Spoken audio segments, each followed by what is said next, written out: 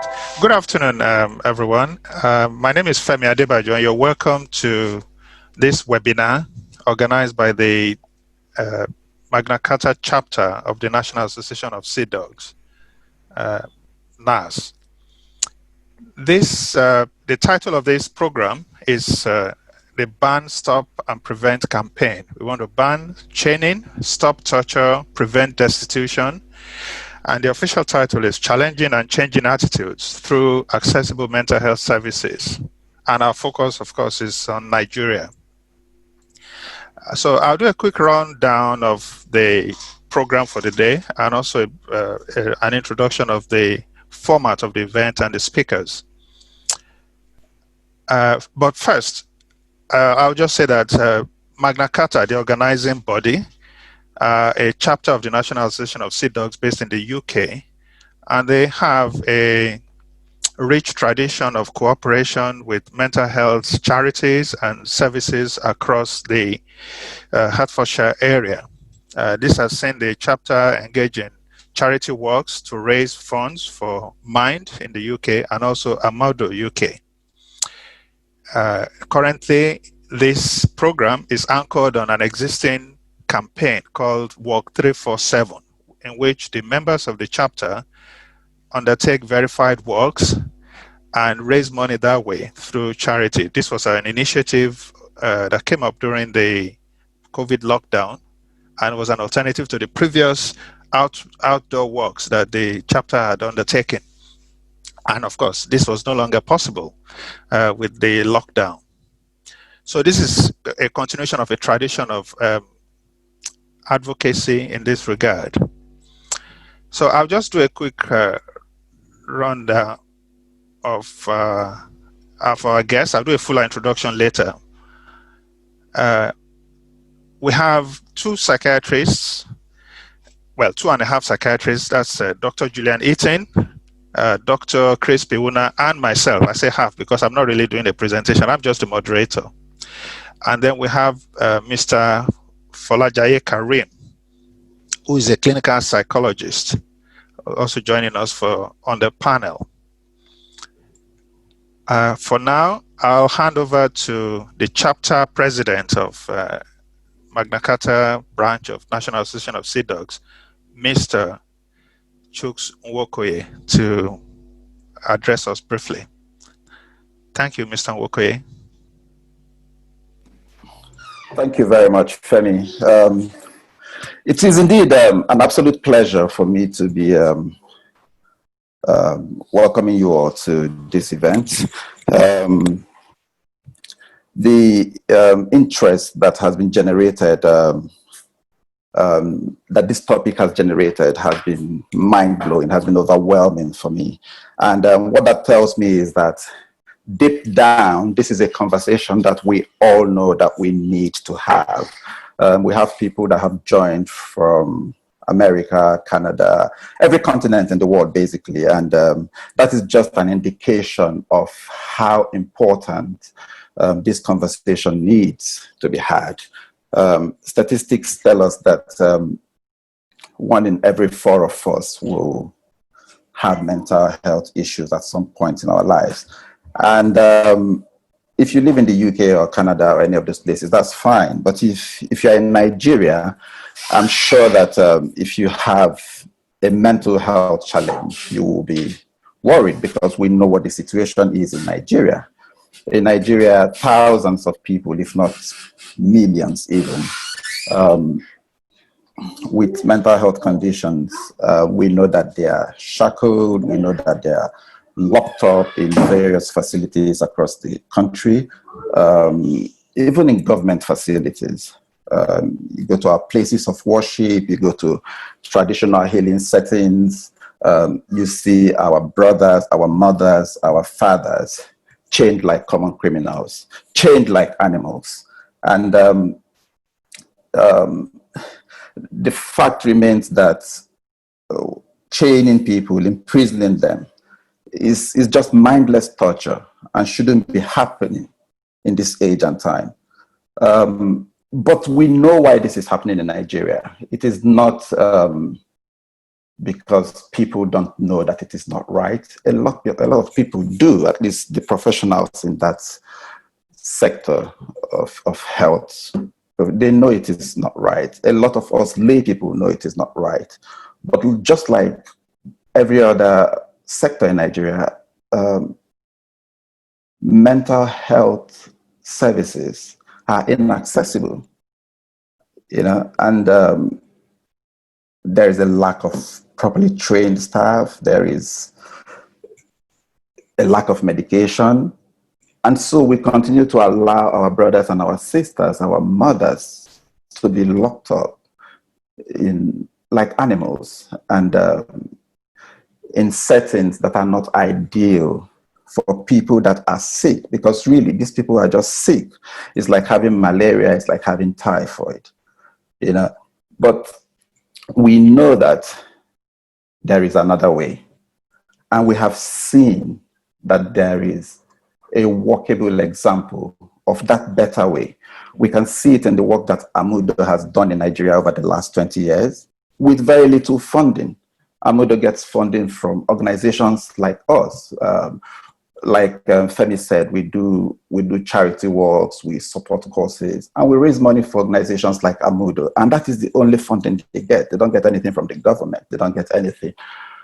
They're not a business. They're not making profit. So it's from charity, from the goodwill of people.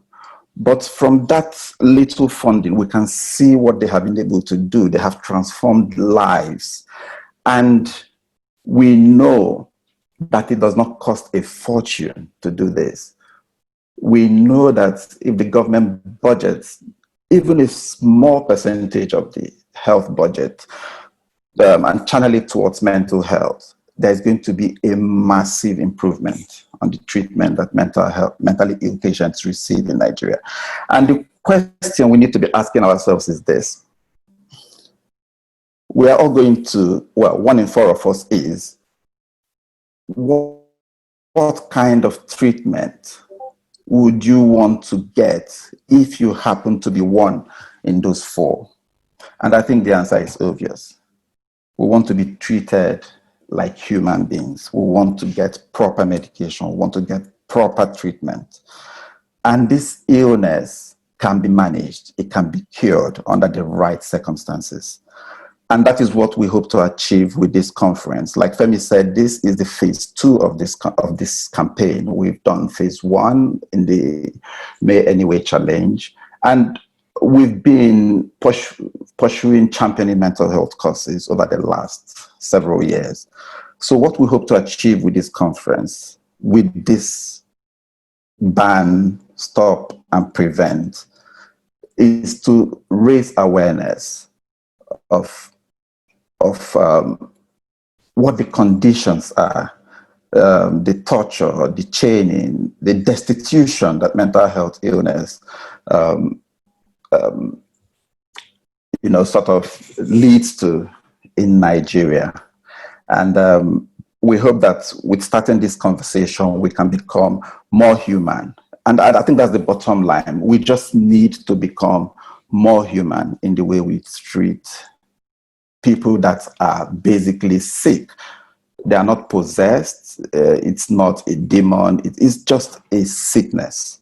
And we need to begin to ban chaining. We must stop torture, and we must prevent destitution. We must challenge and change the attitudes and the misconceptions and the stigma. We must strive to achieve accessible mental health services. Ladies and gentlemen, we are doing this for humanistic ideals, for comradeship, for chivalry. Thank you very much. Before we start with the lectures by the invited experts, to put out some housekeeping rules. So please, to the panelists, please mute yourself when you're not speaking, so that we don't get to hear background sounds that might be distracting for people, or things we didn't hear. The second point is this event is being broadcast live on Zoom, but also on Facebook, on Twitter, and on the Walk347 webpage. there will also be a rebroadcast after the end of the live event. So it will be available as a recorded video that people can refer to later or use later. The other point I will make is that in the course of these discussions, I expect that we will talk about clinical issues. We will talk about people might give personal experiences. And as this is a broadcast across several jurisdictions, we have the same obligation essentially of ethical obligations of confidentiality. Please note that we will not necessarily be able to give individual advice. So this is not a clinic as such, but a discussion of extant issues. So we won't be able to take personal problems on in this, although, we will be able to signpost if that's necessary. And the last thing I will say is that all our attendees are very, very much welcome. You'll be able to put questions to the panel. So the format of the program is essentially there will be 3 formal talks. First by Dr. Chris Peuna, then by Dr. Julian Eaton, and then Mr. Folajaye Karim. After this, we will then repair, after a short interlude, to a panel discussion that will have those 3 speakers and myself taking questions from the audience. And at some point, I expect the 3 panelists taking questions from myself. So I'll just go on now to do the introductions. My name is Femi Adebajo. I'm a psychiatrist. I trained in Nigeria and the UK, undergraduate medical education at the University of Ibadan, and have been in the UK since 1997, been a consultant in the NHS since 2003, 2004, something like that. Currently, I work as a consultant in general adult psychiatry, and I'm also, in addition to that, in my spare time, I do a bit of volunteering, and I've been involved, and that's how I know Dr. Chris Peuna, be involved in organizing and delivering training programs in mental health skills for the people who work in the IDP camps, the internally displaced person camps in northern Nigeria. Our first speaker is going to be Dr. Chris Peuna. Dr. Chris Peuna is also a consultant psychiatrist and a senior lecturer at the Jos University Teaching Hospital in Jos, Plateau State, Nigeria. He's a very experienced psychiatrist who has practiced quite extensively in that area. He's also very much involved in community causes. He has been a partner along with ourselves and the partner organizations, the United Nations Fund for Population Activity, UNFPA, the Nigerian Diaspora Support Group, and the MANSAG in the past in organizing these programs I mentioned previously. The second speaker will be Dr. Julian Eaton. Dr. Julian Eaton is the director of first, Dr. Eaton is also a consultant psychiatrist. He's a public health psychiatrist. He's the director of the Center for Global Mental Health and an assistant professor at the London School of Tropical Medicine and Hygiene. Our last but not the least, as we like to say in Nigeria, speaker is Mr. Folajaye Karim, who is a clinical psychologist based in Abuja. He has extensive experience in delivering psychological treatment programs and training programs along those lines. I think he does tend to have a bit of has a special interest in trauma, I believe, and capacity building. But I'm sure he will tell us more about himself later. So that's our panelists for today. I believe we have Mr. Awade with us now, and the technical team are trying to update his access so that he can address us, and then we'll go on to Dr. Chris Peuna. By the way, I should mention that behind the speakers, a very, very robust production team. who have been doing a lot of work behind the scenes in the technically speaking to make this program accessible. So our production team, I'll just run through. Patrick, Dr. Patrick is a psychiatrist, but he's not speaking today. He's hiding away. And there's Onyeka, who is our program director. There's Ben, who's a project manager, and there's Obina, and who's the last person? Yeah, Obina is also a doctor, by the way, but he's a pediatrician. So without much ado, I would like to invite the president of NAS International, Mr. Abiola Owoaje, to address us. Mr. Owoaje, the floor is yours. Good afternoon, everyone. This is just going to be a short one. I want to thank Magna Carta Deck for organizing this very valid and very important webinar. I'd also like to thank the facilitators that will be talking to us today about this very important subject regarding mental illness in Nigeria, especially because it's something that has been very much spoken about in whispers. And even people that sometimes have a little bit of ailment, they tend to hide it. No one feels encouraged or even confident enough to speak to other people, even to medical personnel, about their illness when they do have some mental challenges, right from depression to the very extreme ones. So it's very important that this kind of webinar would educate us all and help us to deal with such issues and know how to address it, and also know how to, not personal basis, but also to be able to inform others on how best to address issues like this. I thank you all, and I thank all the people who are joining us today on this webinar. Thank you very much. All right. Thank you very much, Mr. Owoaje. Dr. Chris Piuna, you are our first speaker, and I'd like to invite you to present your talk to us. Thank you for this opportunity to talk about this problem, chaining, destitution, and torture. I think this is one of the areas that we very often ignore. We neglect it, we do not pay attention to it. And because of where we found ourselves, sometimes you think it's normal. When people are chained, we tend to take a very paternalistic attitude towards it, like it's in the person's best interest, this is what I want to do, and all that. So I have some slides to share, and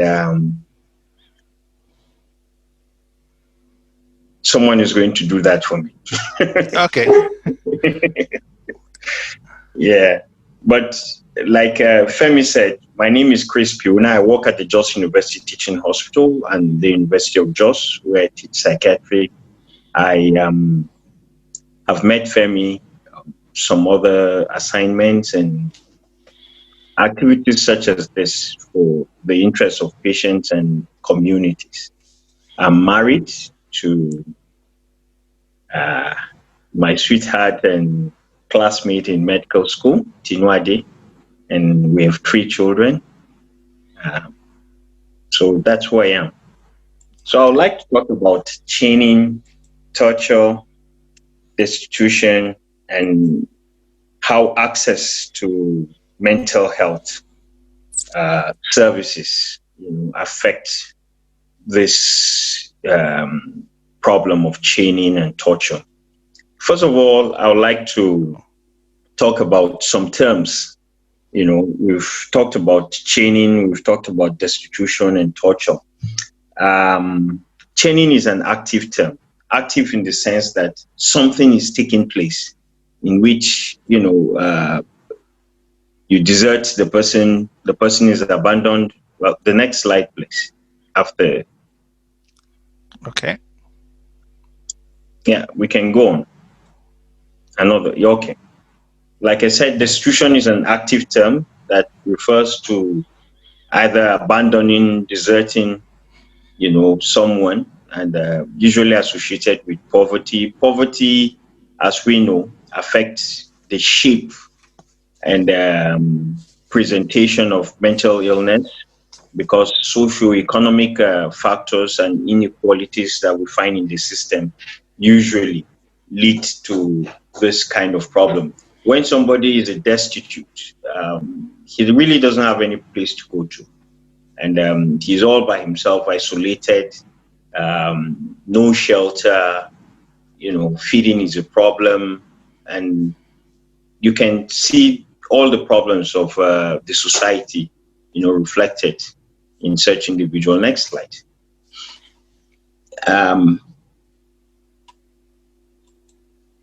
Torture.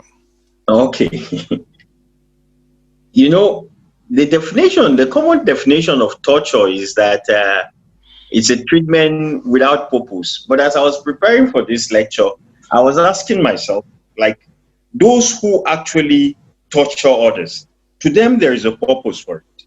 They want to change something. They think they can make that person or the situation, the individual, better through the torture. But this is meaningless purpose, and is usually very traumatic, and it's as a result of human design. You find people who go through torture after rape or, domestic violence, child abuse, prisoners of war, kidnappings, and all these things. Anyone that has been following events in Nigeria know that we go through this all the time. The cases of rape is on the rise. Domestic violence, everybody's talking about domestic violence with the COVID-19. We're in a war situation in this country, especially in certain parts of the country, like the northeastern part of the country, where Boko Haram attacks, are just unrelenting. Kidnapping occurs all over, and actually we're going through a lot of traumatic events. And one thing that has been found is that the mechanism of traumatization of people, is quite similar to the models that you find what someone goes through when he's anxious or depressed. So there is a striking similarity between this act of, say, torture and the mental illnesses that people face. So there's a connection between torture and depression and anxiety disorders, post-traumatic stress disorders, and things like that.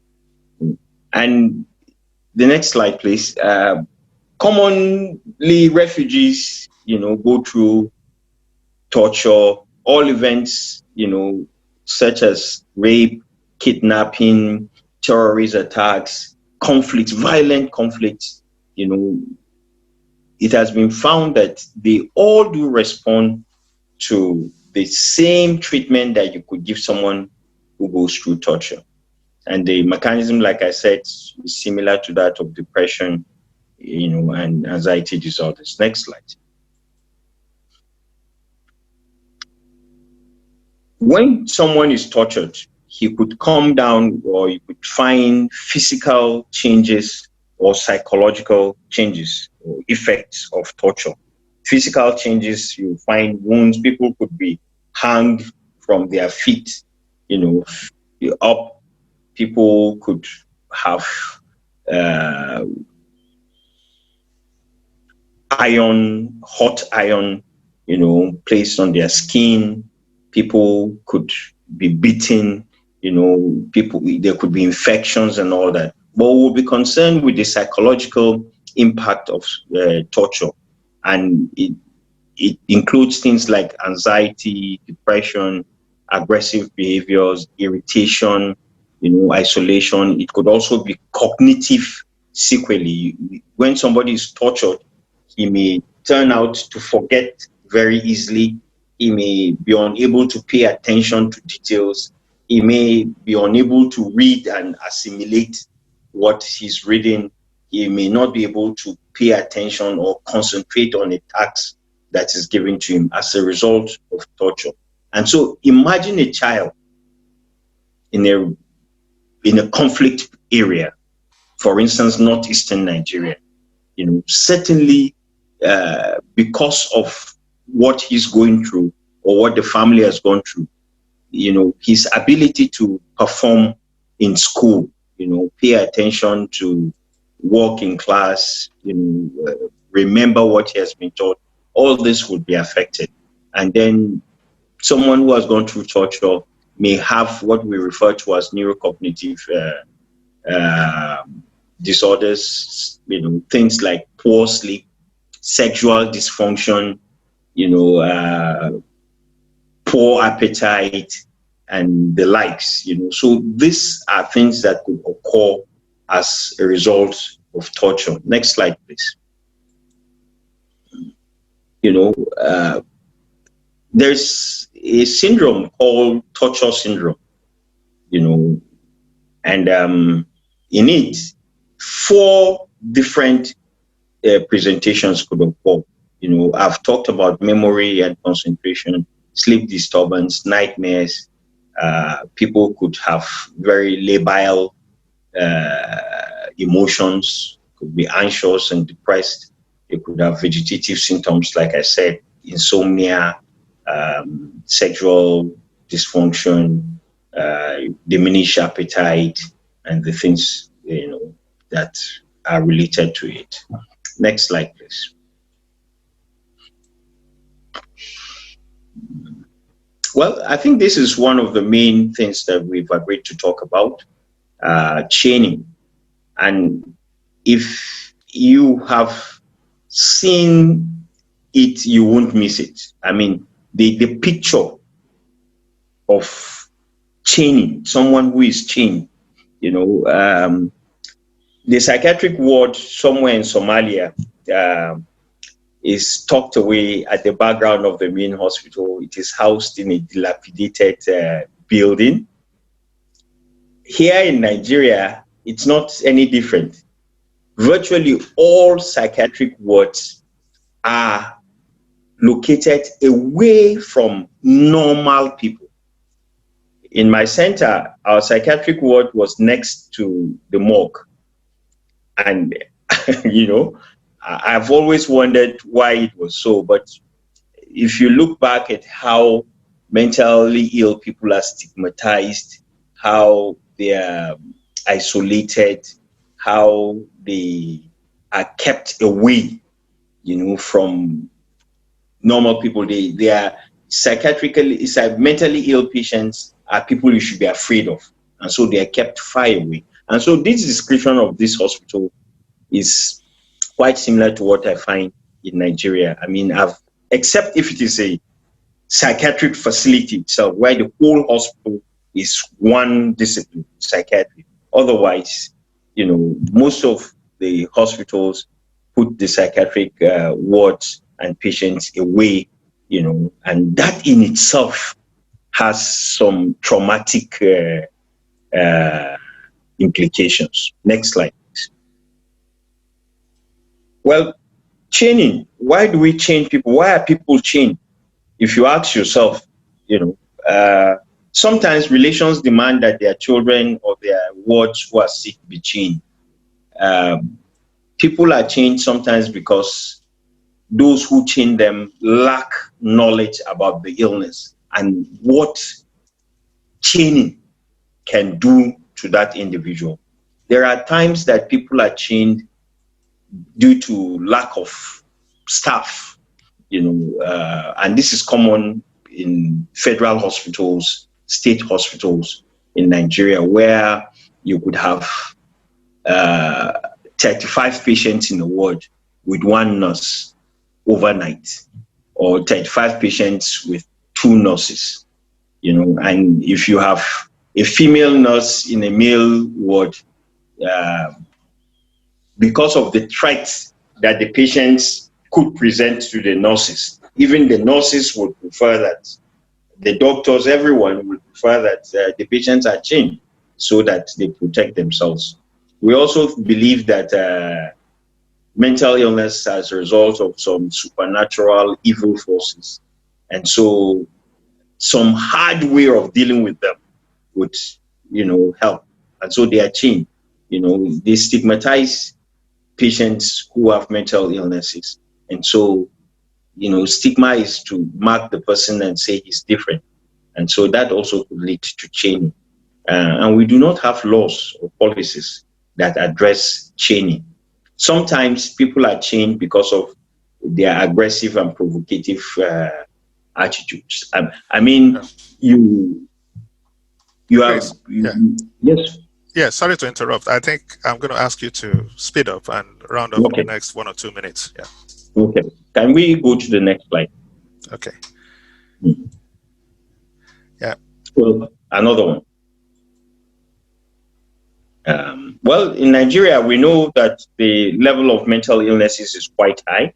Some have described it as almost 30%. I remember I just heard Mr. Nwokwe talking about 1 in 4.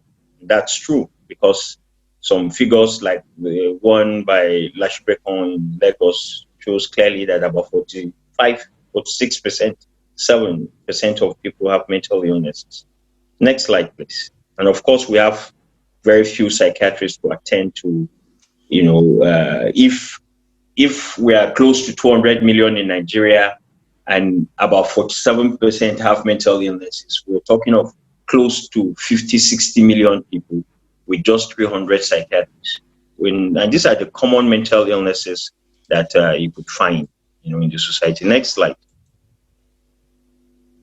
In Nigeria too, we detain, we chain, we tolerate violence among patients, and they are usually kept in very unsanitary conditions. And you could find them in religious centers. Some of them are government facilities. Some are traditional healers. Next slide. Well, we all know COVID has also exposed the, cracks in our health system due to years of neglect of the health services. There is widespread stigma.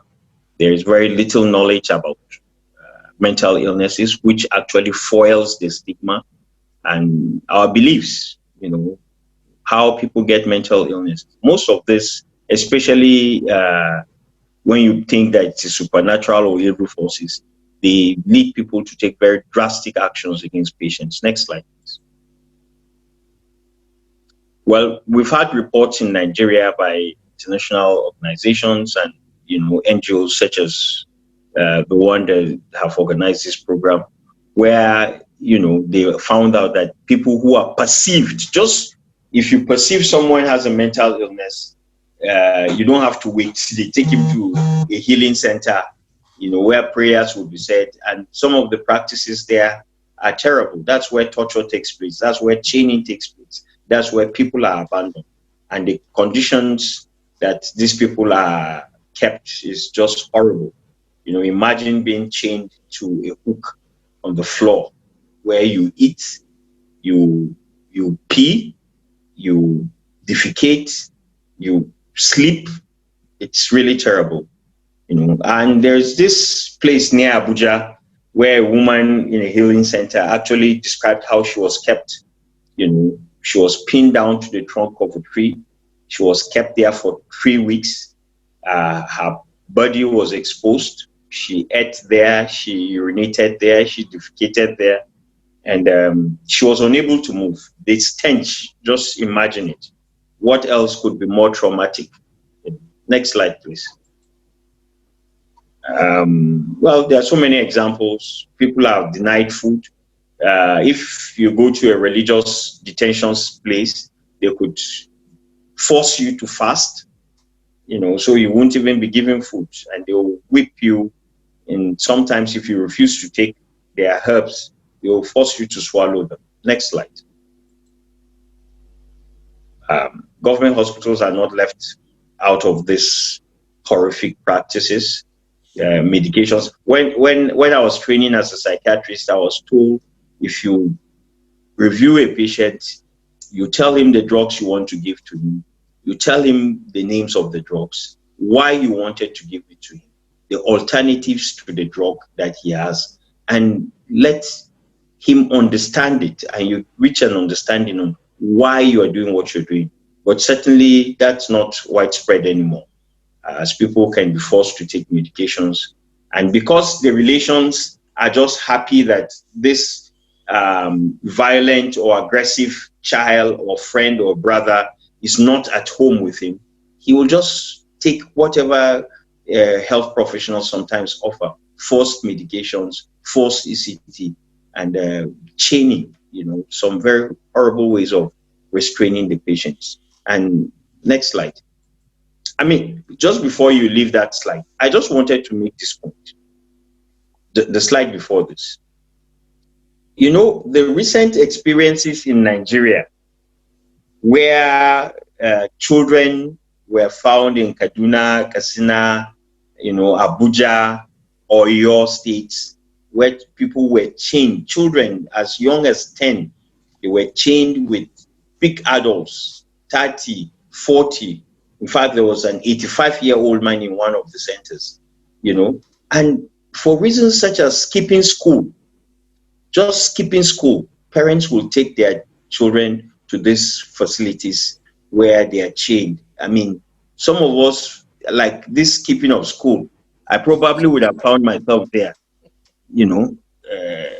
smoking and stealing from parents. These are terrible, terrible experiences and deviant behaviors. People forget that as people grow, some of these things, as terrible as they may appear, are actually things that people can get over, but they will take you to the hospital. And one place in Nigeria that are found culpable of this is the National Drug Law Enforcement Agencies.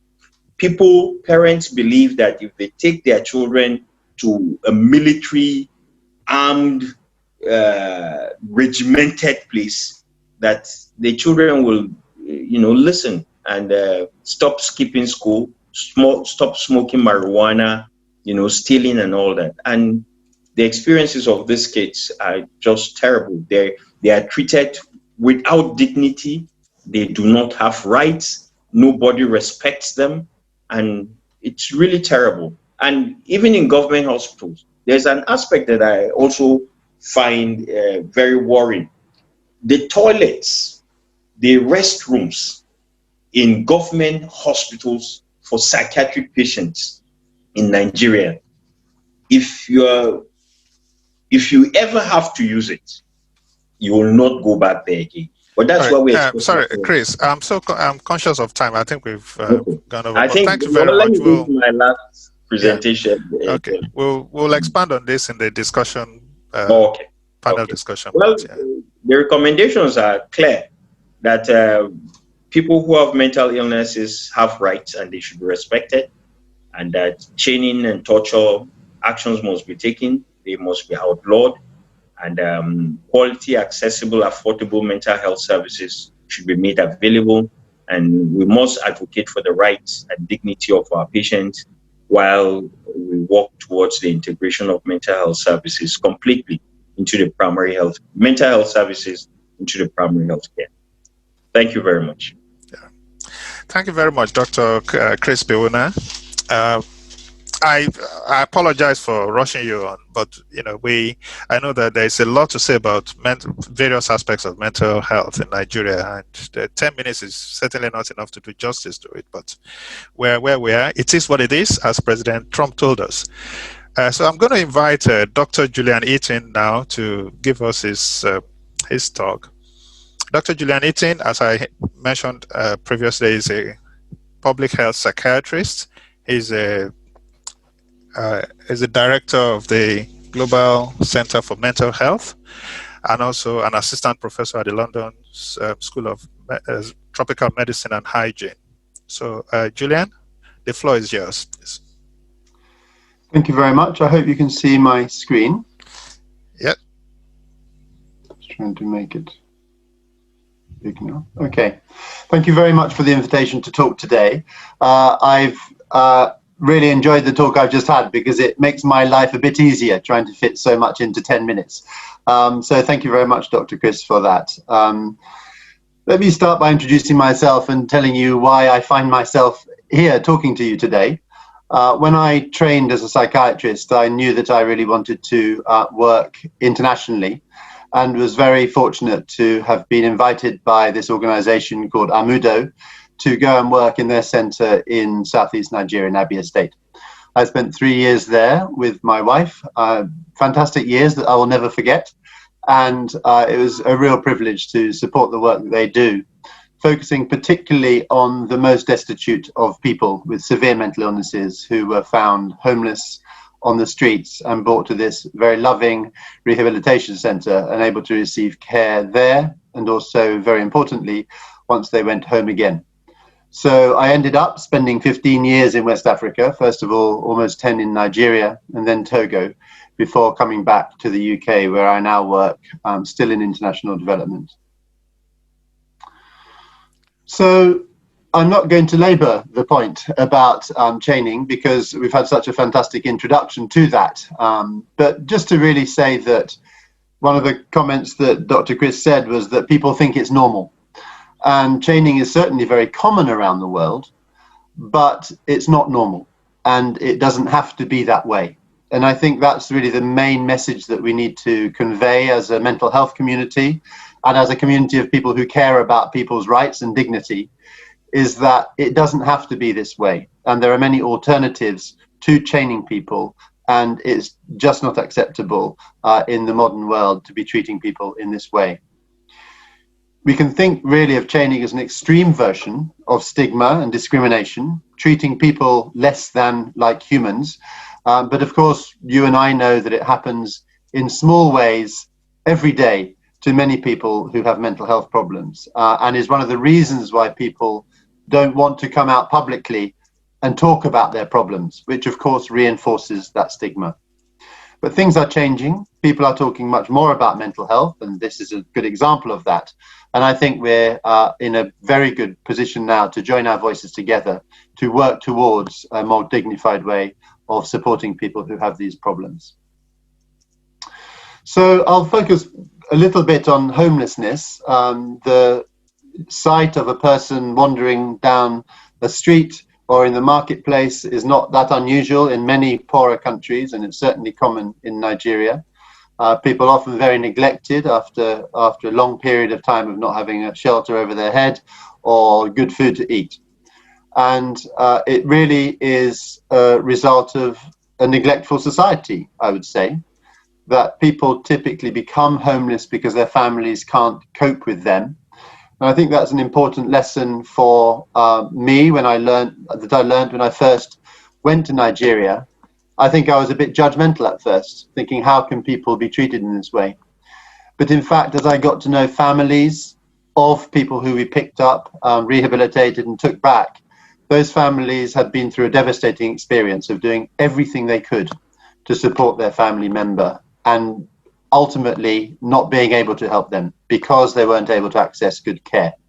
And that's really what needs to change, so that families are supported to look after their loved ones, which they want to do, and to prevent people becoming homeless or being chained, which, as bizarre as it might sound, people often do because they think it's the right thing to do and the best thing to do for that person to protect them.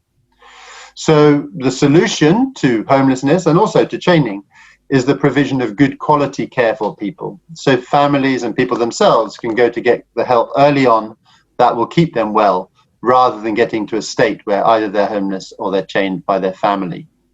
And that needs to be often initially some more intensive care in a hospital or in a center like Amudo, and after that, people need to be looked after in their communities. They should not be in hospitals for the long term. That's not the solution.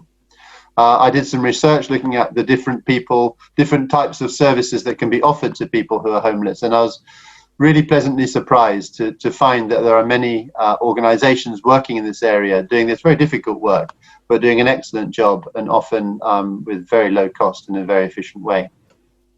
So the solutions to this problem, first of all, we need to change social attitudes. it's only acceptable for people to be treated in this way because society allows it. So the first thing we need to think about doing is changing social attitudes. And webinars like this one, and particularly helping people with mental health problems to speak about it in communities, is the most important way to change those attitudes. And secondly, health services that at the moment are often not very nice, as Dr. Chris said. You wouldn't want your relative to go there, and are often very far from where people are, too expensive for them to reach, and overly specialized. They're not the ones that people need locally near their place. But actually all of that happens within a framework of a law and policy that can enable that to happen, and then sufficient investment by government and by non-governmental organizations. So let me give you a very brief example of some of the work that we're doing in CBM, which is the international NGO I work for, and the work that I was doing with colleagues there for a number of years. This is an example, I think, of some of the best work that's happening in community settings in Nigeria. It's happening sometimes out of federal neuropsychiatric hospitals. It's happening sometimes by NGOs and churches, and in a few cases, it's happening in states as well. So there is this enormous treatment gap that we already heard about. More than 90% of people who need care do not receive it, even of poor quality, because it's so inaccessible in Nigeria. This is partly because there's a tiny investment. The government spends around 2% of the health budget on mental health care, whereas we know that about 15% of the total burden of disease is attributable to mental ill health. And all of that small budget is spent on a few big federal neuropsychiatric hospitals and a few state hospitals. Whereas what's really needed, as Dr. Chris said, is accessible mental health care, ideally at primary level, in people's local governments, so that they can go early, because prevention is better than cure, rather than people getting to a terrible state. We need to think about the terrible problem of only having 200, or I think it's a bit more than that now, maybe 300 psychiatrists in Nigeria for a population of 200 million people, and actually think about who else can provide good quality care. Of course, nurses can and should. It's not just psychiatrists. It needs to be people working in primary care, understanding and feeling confident what to do, as GPs do in many countries in the world, when people come to them with problems. And I particularly mentioned young people, because this doesn't all have to happen in health sectors. We need to be thinking about education, for example, where if drugs are a problem in a community, you don't want to medicalize that. You want young people in communities, through schools often, to understand the risks of drugs and other behaviors that are bad for their mental health. So much of this work needs to happen outside of the health sector. So this Mental Health Scale Up Nigeria program, which is what I actually focused my PhD on, was integrating mental health into primary care in Kaduna State and Cross River State, where we worked with the state governments, supported by the professionals at the federal neuropsychiatric hospitals, to start working at primary care. And I think we really demonstrated that it can be efficiently and effectively done in Nigeria. And very similar work has been done in Benue State and in Oyo State and in many other states in Nigeria, and particularly in Lagos State, where the investment from government is much more, as is often the case. So finally, I just want to talk about the framework within which we can reform services to make them more available. Nigeria has signed up to all the important international agreements that they should do about this. The problem, as is often the case, is making it work in practice in country. So the Convention on the Rights of Persons with Disabilities is a very important one that talks about people receiving dignified care of good quality near their community and not being chained in this way. There's a good mental health policy in place that follows good international norms and was developed in a very good way with the Association of Psychiatrists in Nigeria and a lot of the National Association of Psychiatric Nurses and civil society. So that's good and that's in place. And there's a Mental Health Action Committee at the Federal Ministry of Health. The problem is the government has never really dedicated sufficient funds to this work, and it's not a political priority. There is a really excellent history of research in mental health in Nigeria with some real world leaders who are demonstrating often good examples of pilots in Nigeria that are used in other countries. And that's been something that the country can be very proud of. And there's a growing civil society and advocacy community, although it's still very spread thinly across the country. But I hope we're going to be hearing in a minute about some of the work that some of them are doing. For example, Mentally Aware Nigeria. The Nigerian constitution actually prohibits torture and degrading treatment. And I noticed that someone asked in the chat whether it's legal in Nigeria to chain people. At the moment, there is no law outlawing chaining in Nigeria. And that would be a very concrete and positive thing to do. At the very least, it would raise the profile of the issue among law enforcement, who really should be addressing this as something that is not acceptable.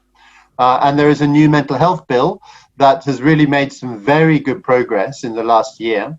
Unfortunately, it was delayed after its first reading by the COVID virus outbreak, which I hope will change soon. So that's all I have to say, really, apart from to mention this global campaign called Break the Chains, which Human Rights Watch is going to be launching near World Mental Health Day this year. They're going to launch it, I think, on the 6th of October. And I think if NASA are interested in taking this agenda forward, they'll be very interested in hearing about the good work that you're doing in Nigeria, and that a coalition of people in Nigeria might want to take forward, because Nigeria is one of the countries where some of the research was done in preparation for this Break the Chains campaign. But thank you very much for the invitation to talk, and I look forward to hearing some of the questions that come up later. Well, thank you very much, Julian. You mentioned a couple of very important issues that I think we should deal with in the panel discussion. The latter one about the new mental health bill, I think is very pertinent. I've taken some interest in the mental health bill. In fact, I did submit a memorandum to the Senate on this, because I think it's a bill that has profound implications for not just medical or psychiatric care, but also for civil liberties. Yeah. We are going to create a system where one doctor or two doctors can sign up any citizen to be locked up for a period that could be indefinite. And the review processes are very important to ensure that those enormous powers that even in other climes in the UK we struggle with as professionals, that they are not abused. Yeah. You're absolutely right. It's really important. It's done very carefully. Yeah. Okay. So thank you very much, Julian. I'm now going to ask Mr. Folajaye Karim to address us, but can you unmute yourself, please? Not mute yourself. By the way, just to say that we're taking note of the questions in the chat section of Zoom. And once we get into the panel discussion bit, we will try to address some of those questions, as many of them as we can.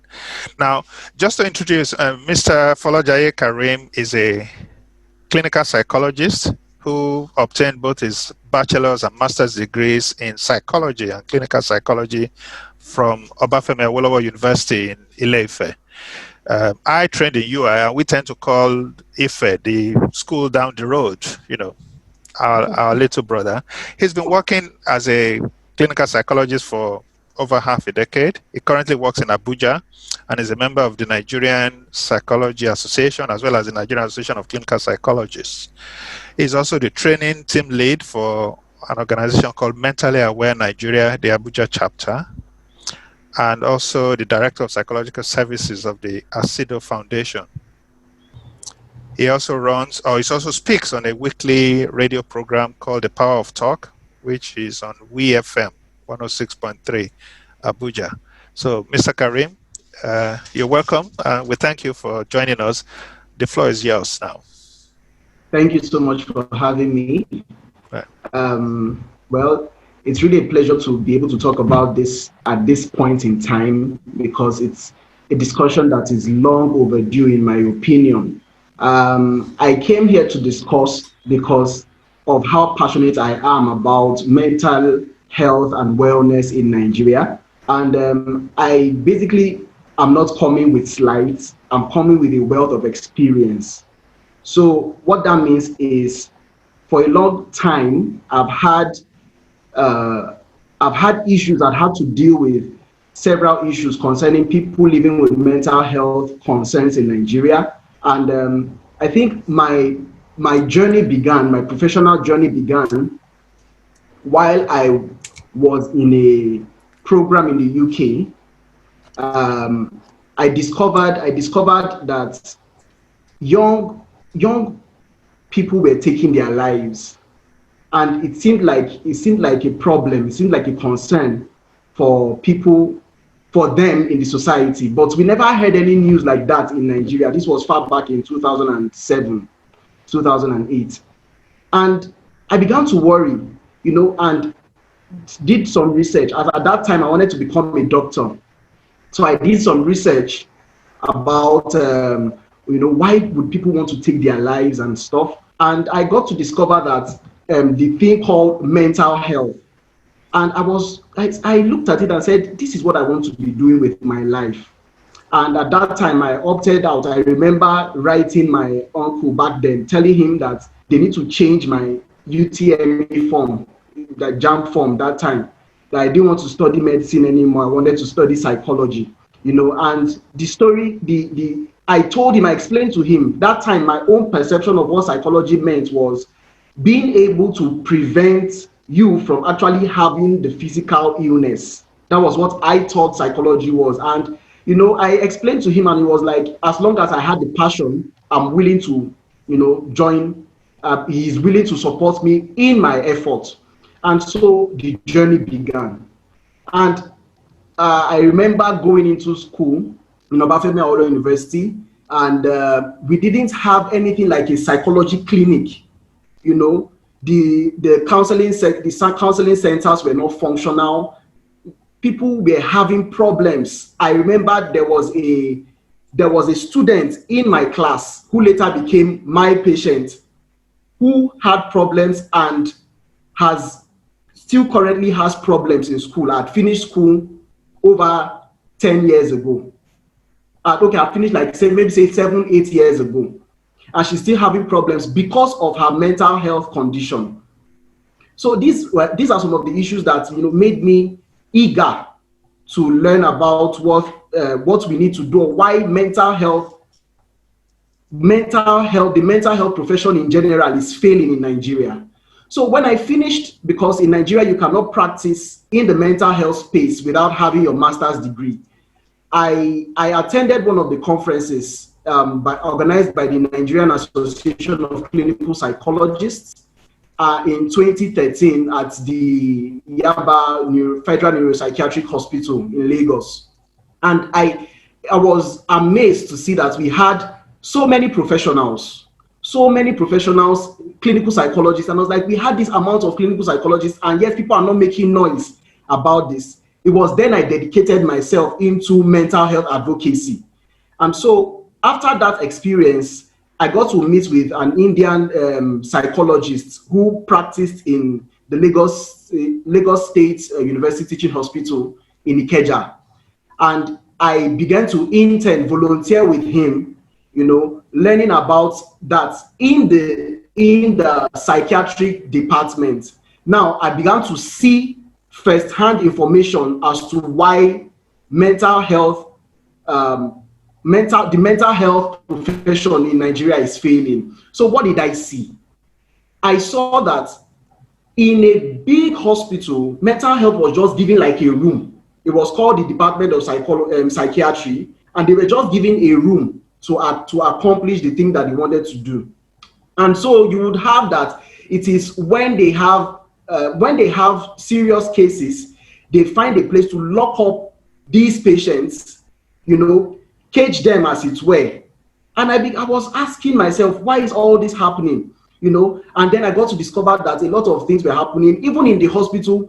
The doctors and the people that, those who matter in the hospital do not have the basic tenets, or do not know exactly what mental health, how to cater to the needs of people who have mental health conditions. And so as a result, it all became personal for me. I'll put it that way. And then I began to do a lot of research, and I applied to do my master's degree. In your master's degree program in Nigeria, you have to do an internship, either in the federal neuropsychiatric hospitals or in any of the teaching hospitals. So back then I did it in the Obafemi Awolowo University Teaching Hospital.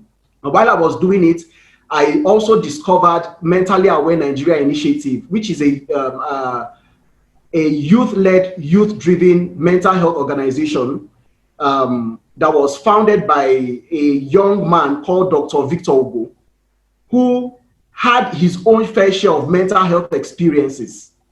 And because of all this, he saw firsthand that there was nobody to care for him. In his own idea, he felt he was privileged to be able to understand that he was going through clinical depression at that time. But what of those who didn't have that privilege? And this gave birth to the awareness that has been spreading alongside everything that we've been doing in Mentally Aware Nigeria Initiative. So what did we do? How did we start this conversation? Dr. Victor Ogo gathered some of his friends, and talked to them about this and started Mentally Aware Nigeria Initiative. When he started this, he started to spread his tentacles and create chapters. There were Lagos State chapters and the Abuja State chapter, and people began to gain interest. So what he started to do was to make mental health cool, the subject of mental health cool among young people. So we used the social media because we now discovered that people were using the social media to rant about their mental health challenges. And then people began to talk a lot about how they've been battling depression, anxiety, trauma, addiction, and a lot. And because of all of this, people started to talk more about it. I'm pretty sure because of the work of Mentally Aware Nigeria Initiative, we now have more people talking about mental health in Nigeria. And so that experience led me to understand that this indeed is a problem in our society. I remember also when I started my internship at the Obafemi Awolowo University Teaching Hospital Complex, when the first day that I got into the internship space, when we were doing the world round, we had literally no patients coming around. And the then HOD of the department, Professor Fatoye, who is late now, he was saying, why are we not having patients? And according to the discussion that they had, they were like, even from the general outpatient department, that the doctors there didn't see the need to refer some of the patients who came in, presenting mental health conditions into the department. So you see that even in the problem, just because of the ideology that we have about mental health, the professionals themselves don't really have an understanding of how to care for these people. So I know we have a lot to talk about. I just want to buttress why this is a problem. So because of all of this, I discovered that the experiences of mental health service users has been poor for a long time because of the neglect. First, I would say because of the neglect of public policy about mental health. Now, we ran a campaign last year about the mental health bill in Mentally Aware Nigeria Initiative, talking about the fact that currently in Nigeria, the mental health bill, we don't have a mental health bill. That's the first thing to know. And what we are operating under is a law that has been in operation since 1957, before we gained independence, 1958. And this law says that people who have mental health concerns should be put in institutions almost as if they are in detention. This law alone is what drives the ideology of people who put people in chains in their facilities. I put it to you that there's currently no mental health institution that is not, will say they are not guilty in chaining people that service users or locking them up. A lot of them, private and public. And this has been the issue.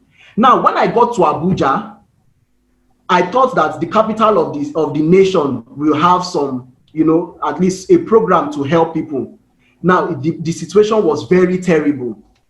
Currently in Abuja, the only government hospital that has a ward for mental health, for mental health is the federal, I think it's called the Federal Medical Center in Kanu.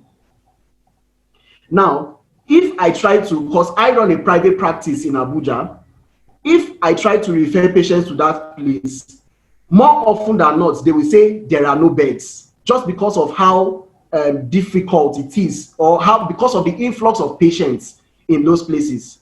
Now, if you try to refer them to private hospitals, it's either they are too expensive or they don't have the capacity to handle these patients. So this is one major issue. Another major issue is the disparity in I would say the disharmony of mental health professionals in Nigeria. So you find that a lot of times psychiatrists are not agreeing with clinical psychologists, psychiatrists are not agreeing with psychiatric nurses and social workers. And it's really perplexing because this is a collaborative work. The mental health profession is a collaboration, it's a team.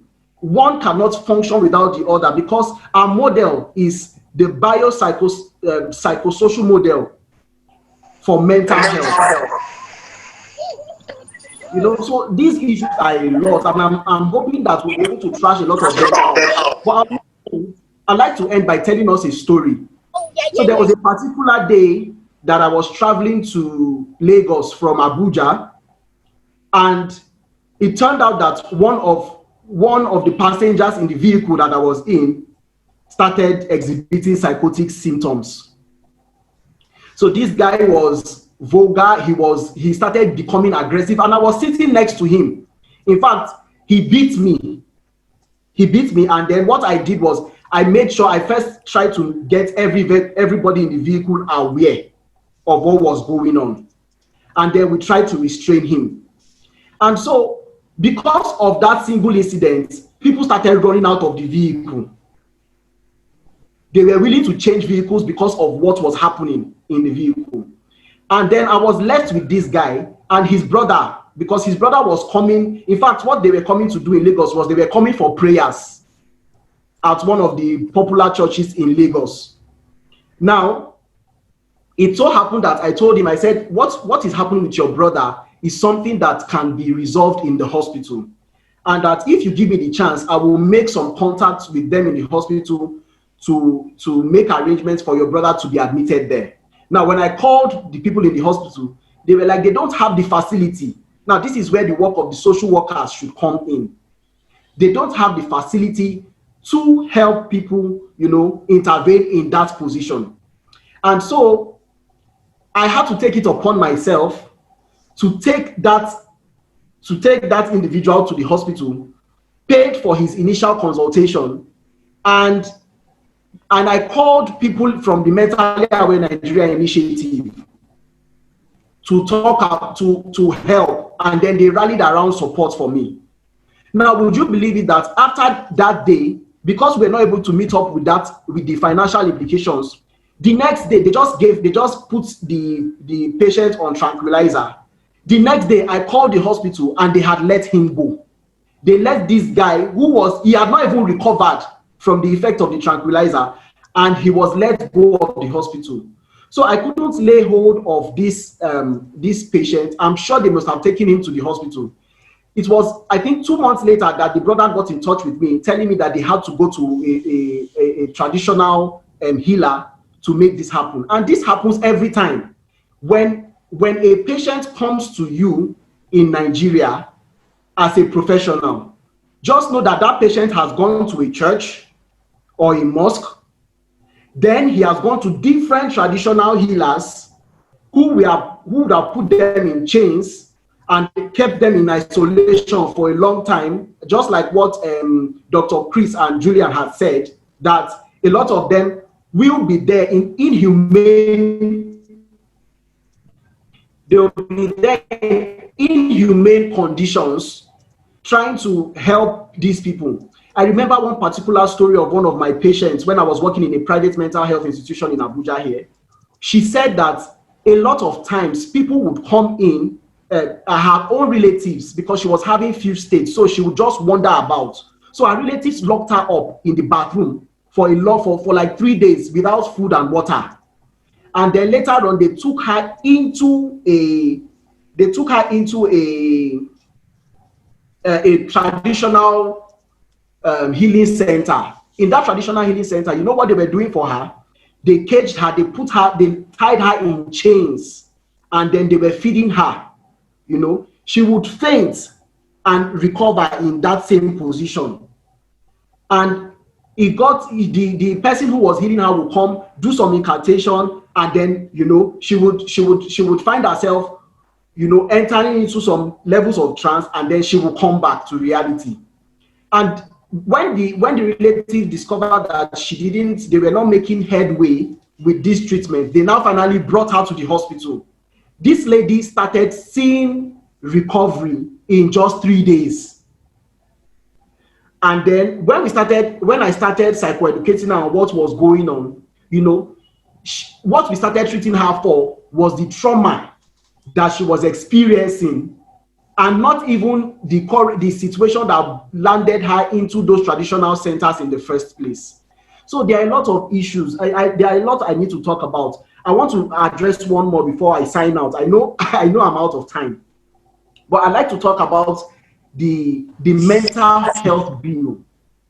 The mental health bill is something that we have been trying to push from the non-governmental organization standpoint, and from the experience of professional bodies. So the Nigerian Association of Clinical Psychologists and different affiliated organizations, the ACIDO Foundation.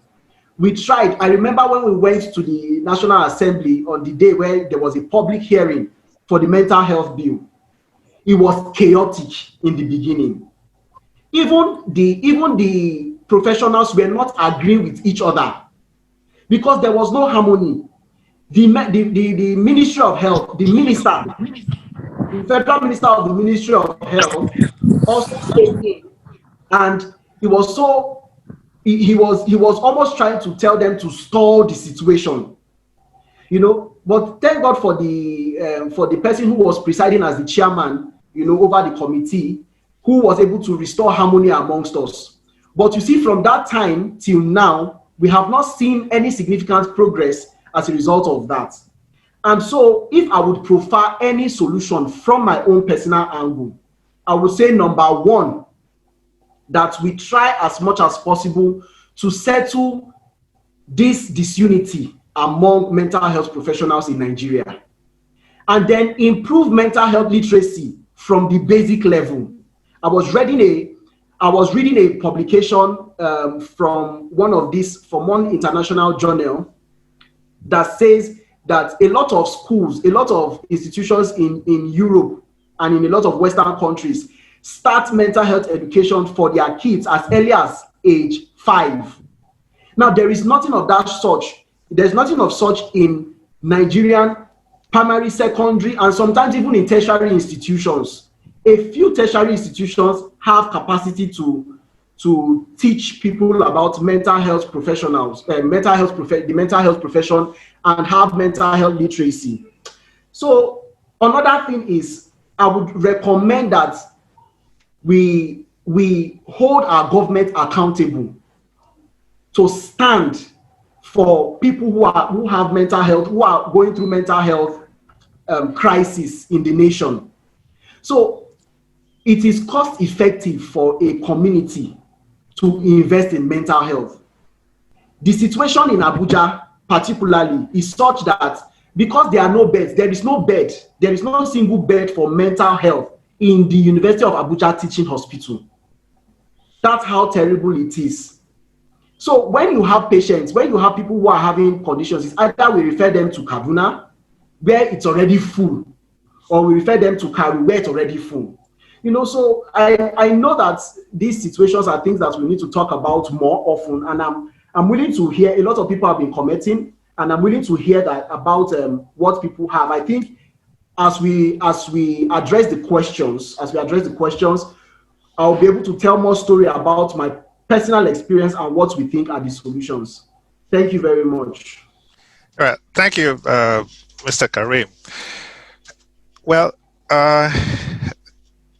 your passion certainly comes through in all of this, and it's good that you're on the ground. You bring a different perspective to things. You've certainly raised a number of issues that are pertinent to further discussion that I hope we will tackle in the panel discussion. Julian has raised a few, as has Chris. There are a few notes as well that have come through in the questions from the audience. But the first thing I'll probably say is maybe perhaps going from back to front. You did mention, Mr. Karim, the importance of harmonizing efforts and reducing disharmony amongst the various categories of mental health professionals. So doctors, psychologists, nurses, social workers, and so on and so forth. The first thing I'll say is that there are human reasons why you always get those kind of frictions.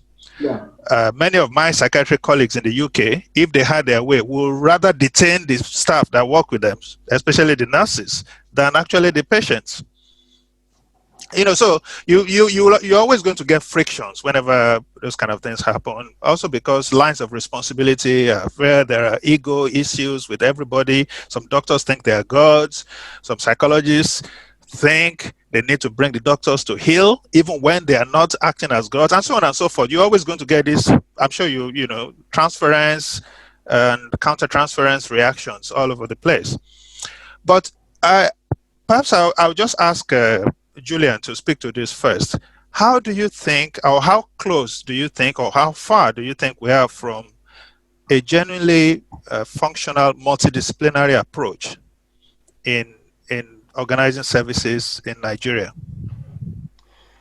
Thanks. It's a good question. I think firstly, for people who aren't familiar with the term, a multidisciplinary approach really recognizes that many people with mental health problems have a diversity of needs, a range of needs. It's helpful for them, for example, to be receiving medication to help recovering from some of the symptoms, but also to have psychological support or occupational therapy or the kind of input that nurses can give them. We would struggle with that luxury, to be very honest with you, in many parts of Nigeria, where at the moment the really major priority, and which is well aligned to the policy, is making sure that the people on the front line, who people might go and see first, don't just send people away.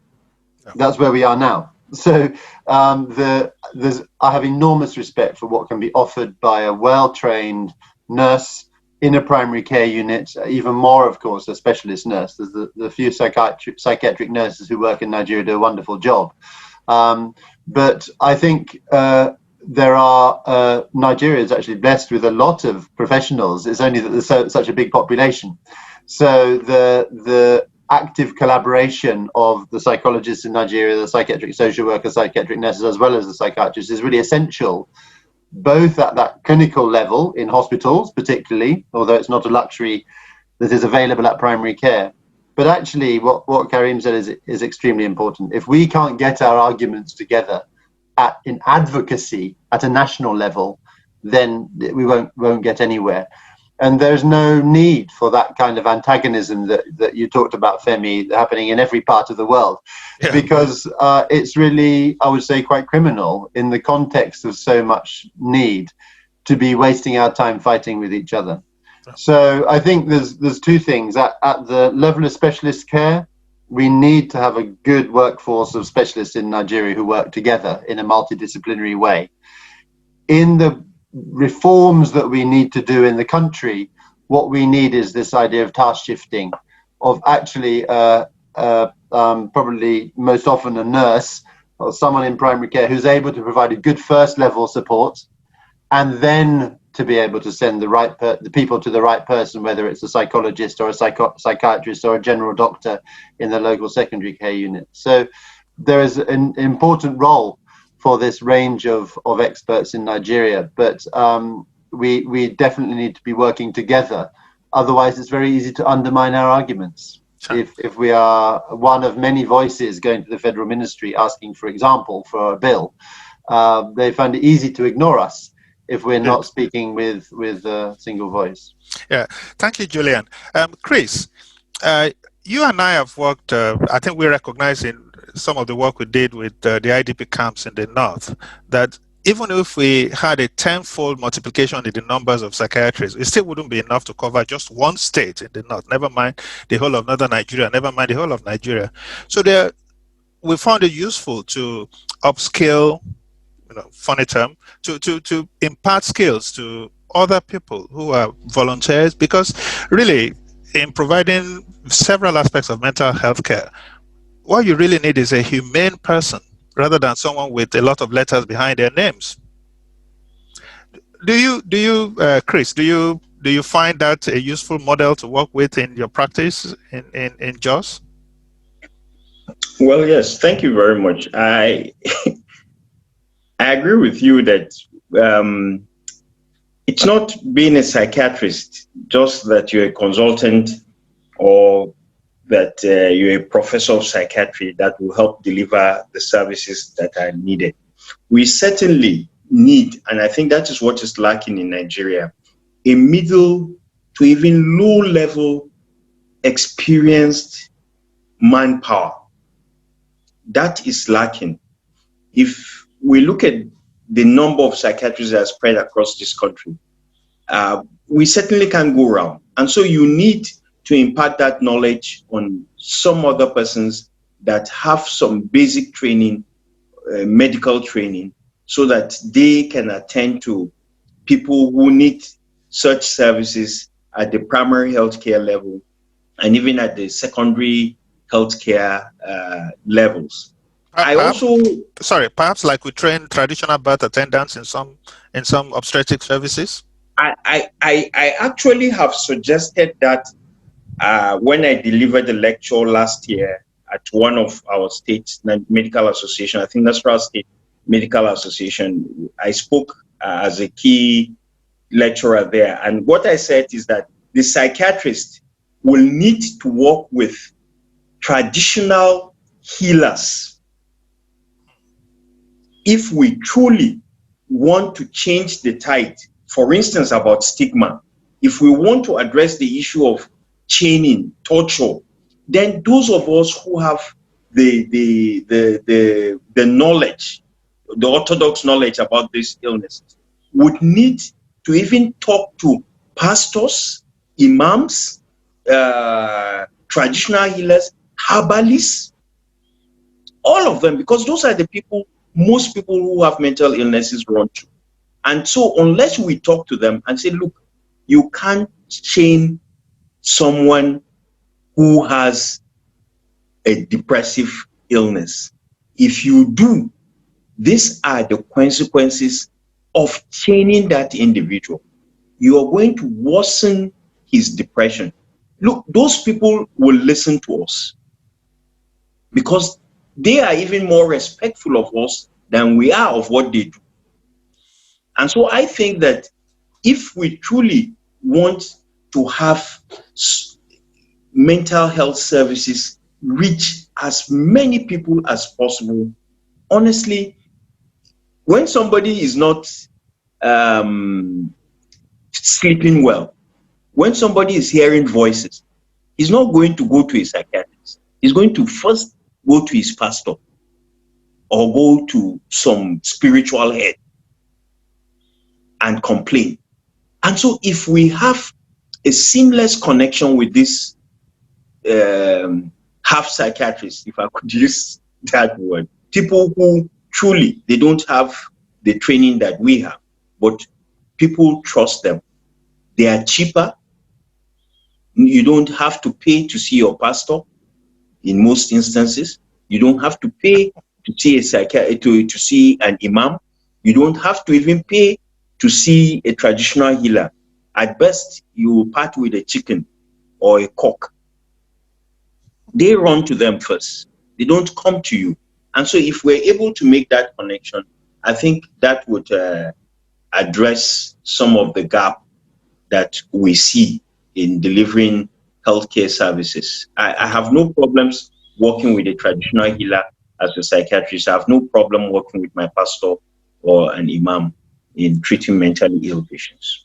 Thank you, Chris. I'll read out a question from one of our attendees. Morufat Alabi says, chaining of physical restraint is still being used in some facilities in Nigeria because client relatives cannot afford some of the antipsychotic medications. What then can we do when a client is physically or verbally aggressive and is not on medication? Sometimes we resort to the use of restraint to protect them from injuring self. I don't know if anyone wants to take that on, that comment. Yeah, let me try to answer that. Number one, he's right or she's right. The person who asked that question. People very willingly give in to their words being restrained, chained, because that is the only place they can afford. I mean, I've seen a patient whom I saw her patient wrote medications, asked that they should get some sedatives and all that. And I didn't see the relation. After taking the history and all that, I came out and I found the fellow standing there. I said, what's the problem? He said, all the money they had was what they used to buy the card, the file folder to be seen. And so if that kind of person, if the patient had vacated everybody in the house, nobody can go into the house. And there is an option for him to take that patient to be chained. Of course, he will go there. When you're talking about risperidone, atypical antipsychotics, where he will spend thousands of naira, he'd rather go to this place where they won't even ask him for money. In the first instance, they would keep the patient chained, whatever. For as far as the person is concerned, he's getting some relief from the challenge. So I think the cost of medications, the cost of seeing a specialist in a teaching hospital or a federal medical center is one of the reasons that drive patients towards, services that we think we should ban. Okay, thank you, Chris. There's another question here from S.C. Rewani. He says, is there a way we can encourage people to go into this profession? I assume by this she means psychiatry, mental health nursing, social work, mental health social work, clinical psychology, and so on. I'll try and answer this. The first thing is to note is that the stigma that attaches to psychiatric patients also attaches to mental health professionals. I remember being, back in the 90s, even in the UK, having jibes from other doctors about, you psychiatrists are funny people, which is code for you are slightly mad or eccentric. So there is probably a role for greater public activity by psychiatrists so that people can actually see that we don't all look like Sigmund Freud. We're not abnormal. We're not drawn to it, as some people have said to me. We're not drawn to it because we ourselves are nearly there. But also to recognize that it's quite a fulfilling profession. It can be quite interesting. I always give my own personal example. When I left medical school, I was very sure that there were two subspecialties I wasn't going to consider. One was obs and gynae, because I didn't like that sort of thing. And the second one was psychiatry, because I just didn't see myself dealing with mad people. So I went into general medicine. And after a couple of years, I felt that general medicine was so formulaic that in some respects, I thought an orangutan could do it. I just went in, you had algorithms for everything. All the patients who had heart attacks presented the same way, and so on and so. It was just very, very boring. I just felt after a few years, I wasn't doing anything new. I was just following algorithms. And so I went back to my old love, which was psychiatry, and thought, well, yeah, this is different. You actually sit down, you talk to people, you try to persuade someone who thinks you are not a doctor, that actually you are a doctor, and actually these problems that you have, we should deal with it this way, and so on and so forth. It's very fulfilling. So I think those of us who are in the professions, and I mean not just doctors now, psychologists, psychiatrists, we need to have a we need to establish a higher public profile and let people know that it's a rewarding profession. It's not dangerous. You know, I've been practicing psychiatry for over 20 years. I haven't really been threatened. You know, no one's tried to kill me or anything like that. You know, it's not dangerous. Actually, you are the greatest source of danger to you as a person is from a normal, so-called normal person who is intoxicated with drugs or drink. So there's still this stranger danger that goes around. People think mentally ill people are dangerous, they're going to attack you. No, you are far more likely to be attacked by someone who is supposedly normal, but is under the influence of a drug or drink. So sorry. Yeah, okay, go on, sorry. I wanted to say something. Yeah, so there's also been some other contributions about the mental health bill, which I think I would like us to address. Perhaps I'll ask Mr. Kalejaye to flag this off. You did say that the... Sorry, Femi. Yeah. Sorry, Femi. Please, before you go to the issue of mental health bill, there is a question that came up that is related to what perhaps we're just moving away. If I could just say a word. Okay. It's about limits, setting limits, letting people know where their expertise ends. Yeah. A clinical psychologist is a clinical psychologist. He is not or she's not a psychiatrist. A psychiatrist is not necessarily a clinical psychologist. A psychiatrist is not a nurse. A nurse is not a clinical psychiatrist. Neither is a social worker or an occupational therapist. So if we're able to set the limits properly and people know where their expertise ends and when to seek for advice or guidance, that is very important. Even in dealing with the pastors and traditional healers and the half psychiatrists, if they truly understand where they are going wrong, where they are going beyond their borders, the likelihood is that they would stop at that limit.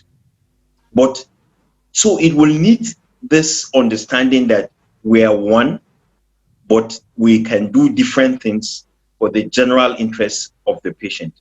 That understanding needs to be there. And it is the source of friction between the team members because people do not know or appreciate their limits. Okay, thank you. Yeah, I mean, these discussions will carry on, and I will encourage the panelists to perhaps see if you can chip in the chat function as well. Some answers. Okay, maybe Julian. I could chip in then, since you invited us to. yes, please. There's so much to discuss here, but just to follow on from what Dr. Chris said, I think that the first thing is it's absolutely the case that people need to know what their competencies are. So that's the term that's usually used in relation, particularly not so much the different professions, but in the very radical reform we need to be able to skill more people in the field who wouldn't traditionally think it was their role. But they absolutely need to know what to do when someone comes to them who's distressed or obviously psychotic, rather than sending them away. They're the gatekeepers, if you like. And so that's the first thing. So people need to be trained, but to understand the point at which they need to refer on. And I don't think there's any controversy in that, actually. It's more the different professions who fight each other. So that's the first thing. But I really wanted to talk about spiritual healers and religious leaders, because there is absolutely no question that that's where everyone goes first. In the great majority of cases, they're much better at allowing people to come, to feel welcome, to feel they can afford it, even in the long term, if people spend more money in those places. So the pathway to that care is much easier. And I completely agree that we need to acknowledge that, and actually, where it's right, acknowledge the skill they bring. They often bring comfort to people. You know, people will seek prayer, and that's fine and healthy. The problem is where they are abusing people's human rights and participating in what often amounts to torture, and certainly the kind of chaining that goes on there. So we need, I think, as professionals and people working in mental health, to have very clear lines about what is acceptable and not acceptable, while properly respecting the role that informal healers have, and that's been demonstrated to work very well.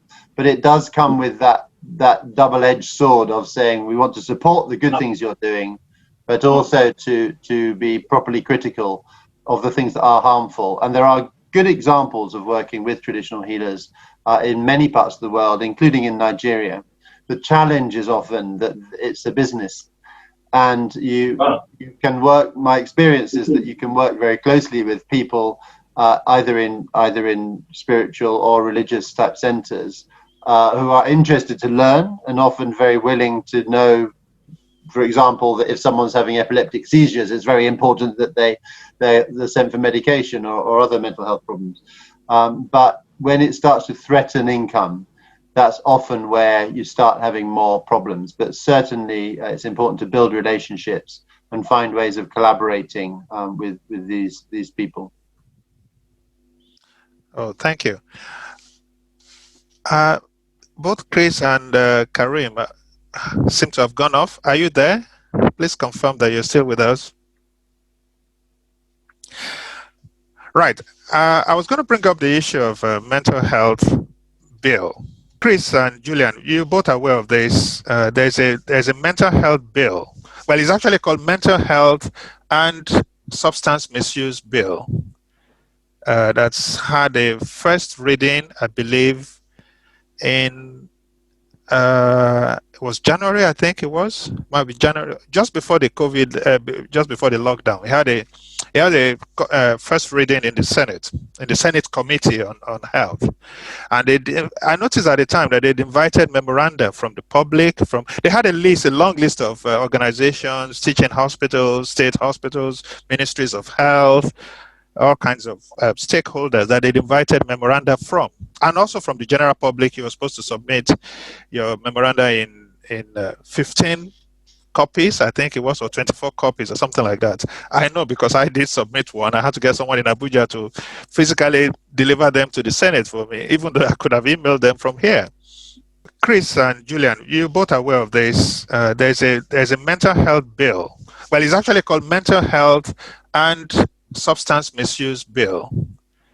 That's had a first reading, I believe, in it was January, I think it was. Might be January, just before the COVID, just before the lockdown. We had a first reading in the Senate Committee on Health, and I noticed at the time that they'd invited memoranda from the public.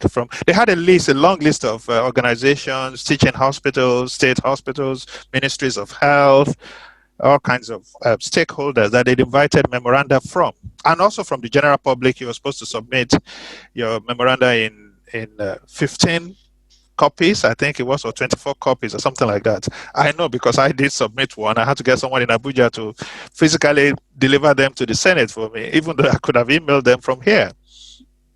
Now, I mean, certainly from my UK experience, and maybe in a few other jurisdictions in Jersey, in Gibraltar, is that mental health legislation is always heavily influenced by the prevailing political and social tone in a country. There have been times when, in this country, for example, the emphasis, the underlying thrust of mental health legislation has been towards protecting the public. There have been other times when it's been more leaning towards more protecting the individual or delivering treatment, and it keeps shifting and changing. So what do you think should be the well, first, are you familiar with the bill, and what do you think do you think it's good the way it is now? And what would you suggest to improve it? We certainly don't have to reinvent the wheel. We shouldn't pass a defective bill just because we have to pass a bill quickly. Well, I am familiar with the bill. Okay. And in fact, I wrote one. I wrote one for the Nigerian Medical Association in 2010. I also participated actively in the writing of one by the Association of Psychiatrists in Nigeria when Professor J.D. Adeyemi was the president of the Association of Psychiatrists in Nigeria. So I'm quite familiar with the bill and issues relating to it. including the reviews by the Senate and House of Representatives of laws of federal psychiatric hospitals and all that.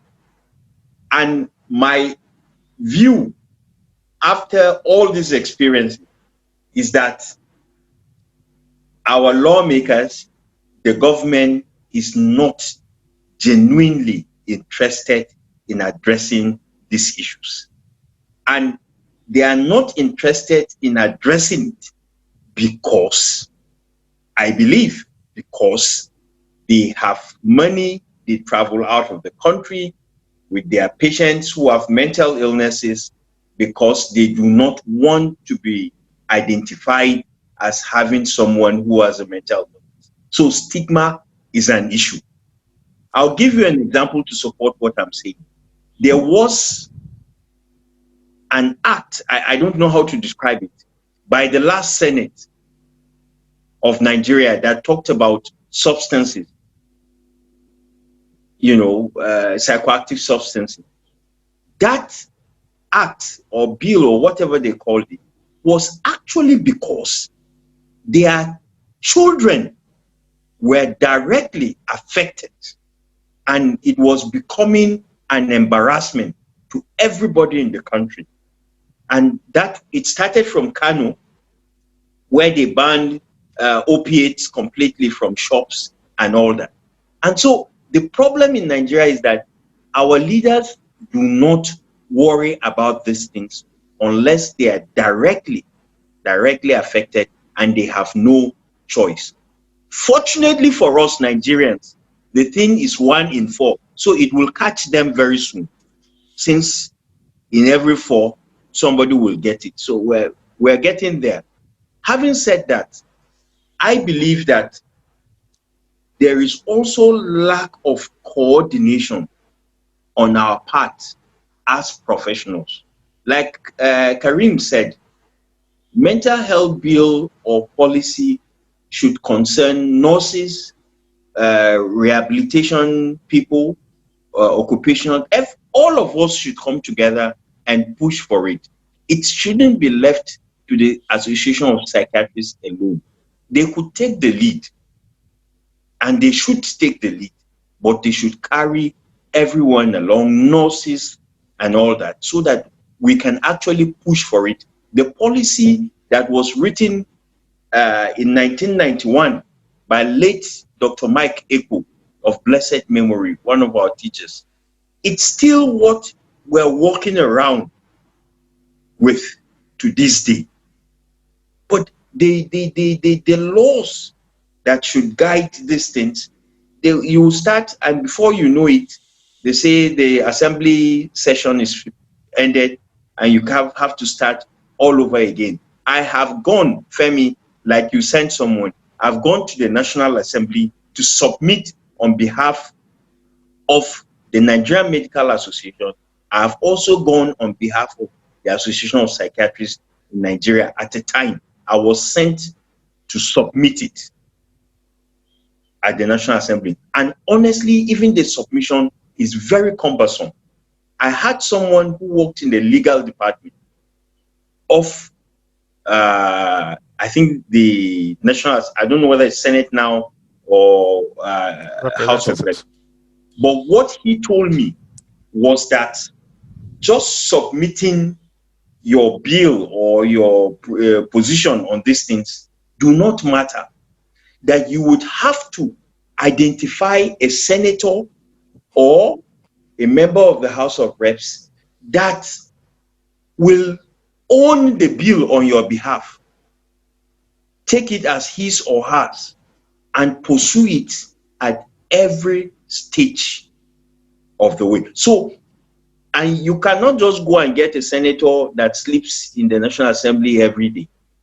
You need to get a senator that is awake, that knows what is happening, that is influential. Those are the things I was told. I mean, I was told exactly that as well. That it's not just enough to send a memo to the Senate at all. And then you have to lobby. Exactly. Get the phone number of the clerk, get the phone number of the chairman of the committee, and so many things.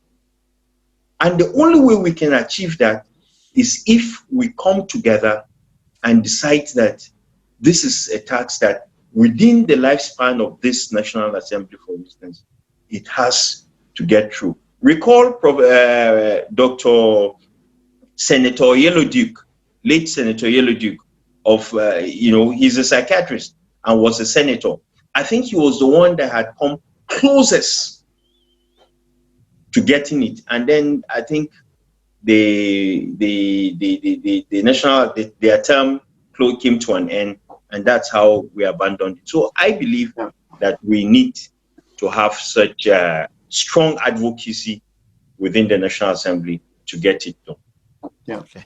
Thank you. Well, at this stage, I'm going to invite, I think I'll ask the technical people to flag up if any member of the audience wants to make a comment or ask a question.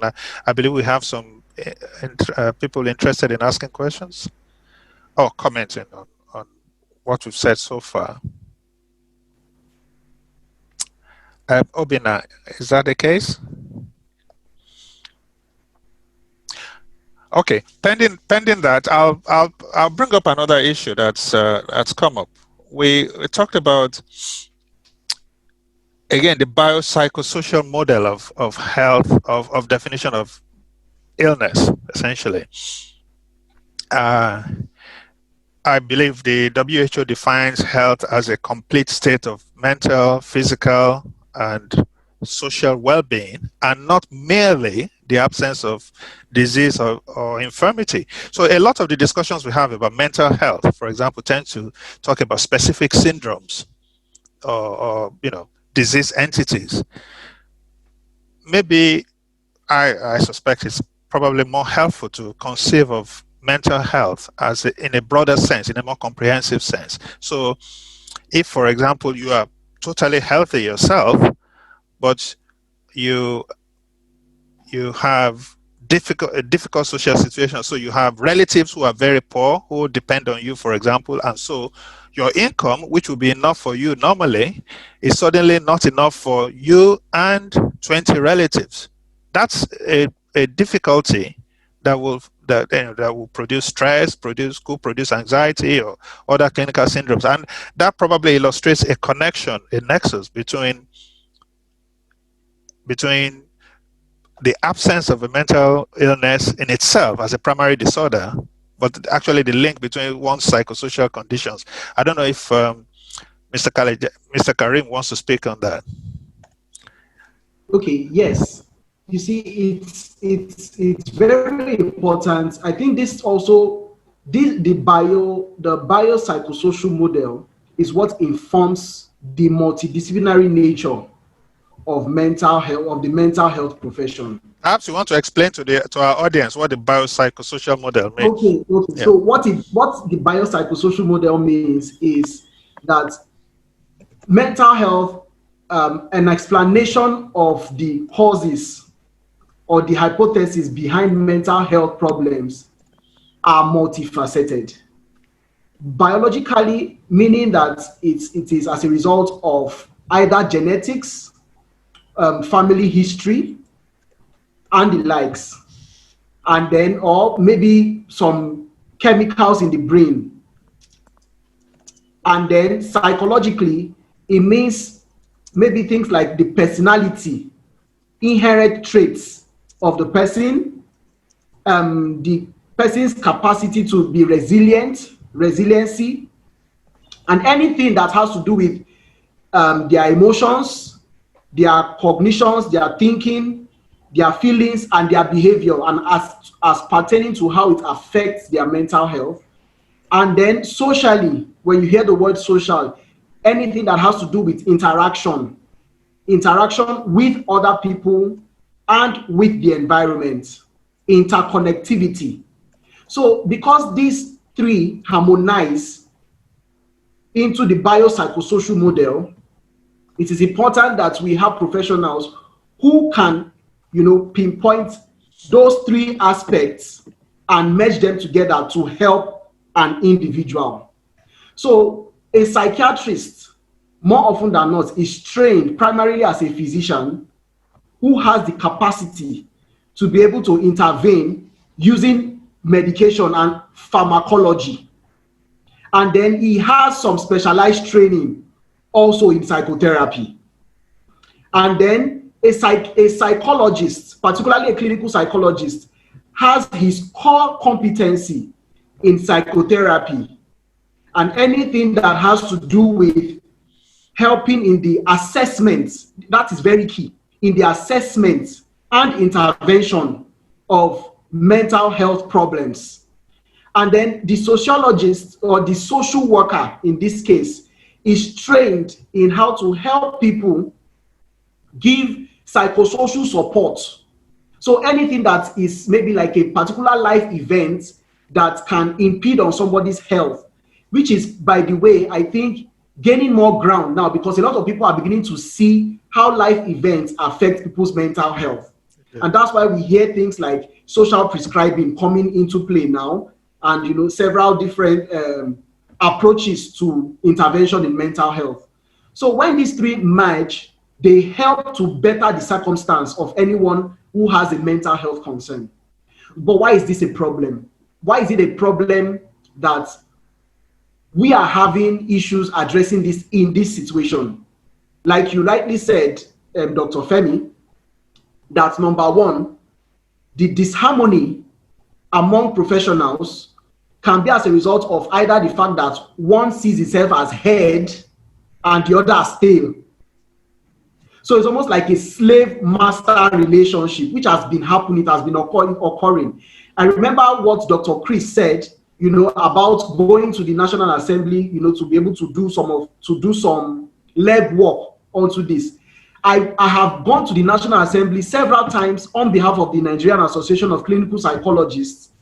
It almost seemed like I was working in the National Assembly, because you have to lobby. We don't have money as an association.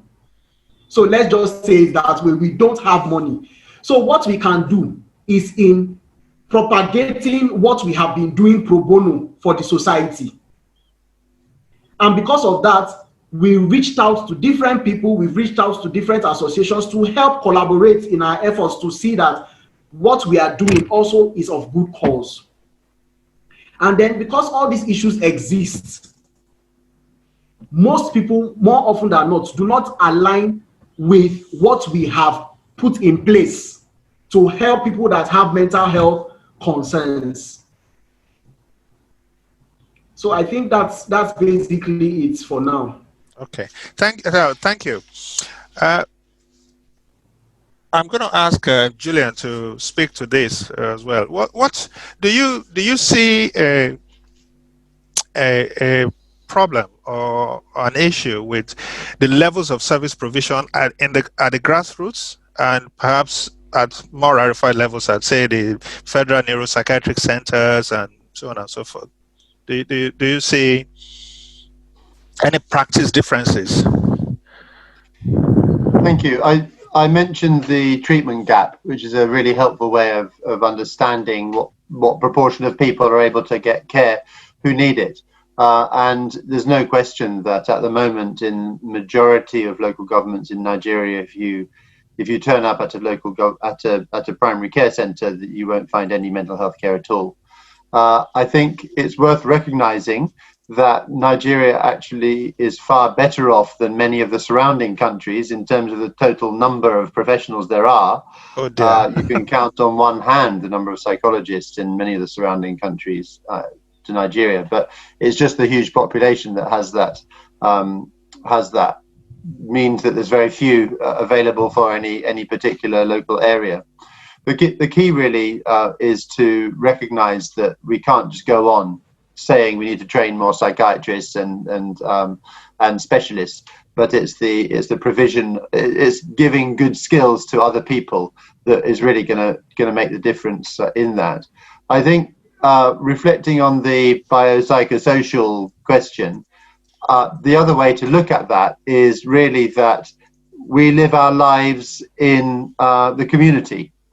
And while hospital services and specialist health services have a really important role to play, especially when people are seriously ill, actually it's families and relatives and churches and mosques that people turn to, where they can get that initial care where they're distressed and need support. So that engagement with communities to help the community to be a better carer of people who have mental health problems is actually, I would say, if anything, probably more important than the mental health care services. We're talking about a relatively small proportion of people who have mental health problems who end up needing very specialist care. But the way that people are treated in the community makes all the difference. Even if you are lucky enough to receive medical care, you have the medication you need, your symptoms are reduced, but you go home to your community and you can't marry, you can't get a job, you're not respected, children in the street throw stones at you, that's no kind of life. No. And typically when you ask people affected with mental health problems what they prioritize most, what they really need, they certainly talk about access to good quality medical care, no question. And there will often be issues around affordability, but they will also say, I want to be able to have a life like anyone else. So I think we need to recognize that social side for individuals affected is very, very important. And we need to be very careful not to overly medicalize the reality of people's lives and think everything will be solved by extensive medical services. But having said that, there's certainly an enormous gap in Nigeria in relation to health services. There's not nearly enough money being put into health services. And I think that's a very important distinction to make. We often talk about the importance of reforming mental health services to make them more integrated into primary care, more widely decentralized.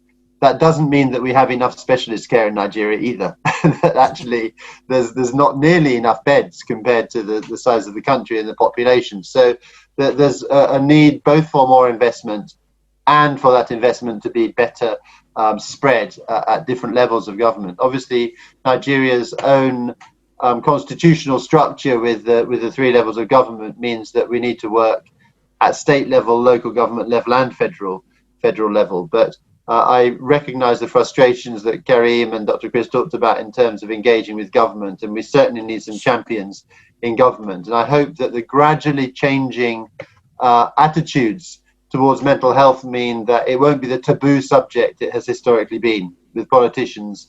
I'll just tell you a quick story before I finish. I was speaking in Abuja at a World Mental Health Day event, maybe 4 or 5 years ago now.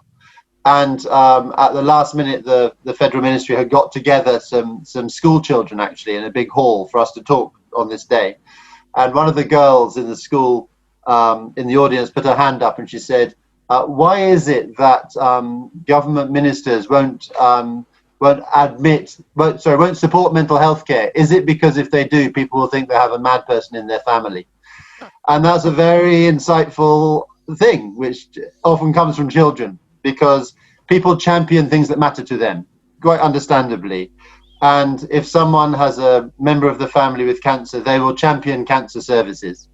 And the population knows that. And this is a problem we've had with mental health, that political support is not forthcoming because of stigma. And we need to make that wholesale change in attitudes before politicians will start being willing to stand up and say they support mental health. Until that happens, I worry that we'll struggle to get much traction with the bill. Indeed. Thank you very much. Now, both Mr. Karim and Dr. Piuna, you practice in the front line in Nigeria. Now, have you seen any link between the difficult economic circumstances and an incidence of increased incidence of mental disorders or even worsening of existing ones?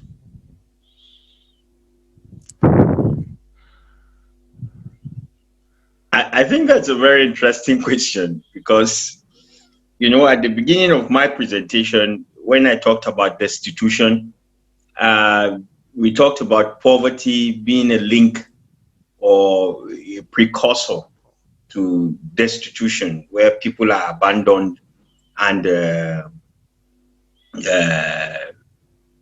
deserted and left all by themselves. certainly, Femi, I believe and I've seen a lot of patients who are coming to you because clearly there are social and economic issues that, precipitated the illness itself, and you can see that also when families are separated, divorce, and one parent is unable to support the child, and so that also becomes an issue in terms of seeking for care, affording the care that is given. So yes, the poverty in the land, certainly you can see them in the social causes of the mental illness. And yeah, it's on the rise. It's on the rise. And right now, you don't even need that abject poverty to see patients that have that. You just see patients who are unable to cope because they've lost their jobs. They are unable to cope with life because the family network is broken. So those issues are certainly a major contributing factor to the cases that we see in our hospitals. Okay, so thank you for that, Chris. Can I'll just a little information, because this is a question that I come across quite often. What's the difference between a psychiatrist and a psychologist? And what is a shrink? And the general public like to know. So just for if anyone is interested, a psychologist, a clinical psychologist, is one who will have had a basic degree in psychology, which is the study of behavior, and then had further training in human behavior, the illnesses that arise from that, and the treatments of a psychological nature that are given in that context. So psychologists will typically give treatments like cognitive therapy, which many people might have heard of, anxiety management, some psychoanalytic treatment, and so on and so forth. Now, psychiatrists, on the other hand, are doctors who will then have had further clinical experience and training in mental disorders, clinical psychiatry. Now, there are considerable overlaps between the two, because many psychologists, in fact, in the UK, some psychologists go on to acquire prescribing skills, for example, or deliver some other types of treatment that are not necessarily psychological. Many psychiatrists do deliver psychological treatments. In fact, in some training schemes in the UK, certainly this training scheme where I trained in Oxford, you had to have training in both psychoanalysis and cognitive therapy before you took your membership examinations.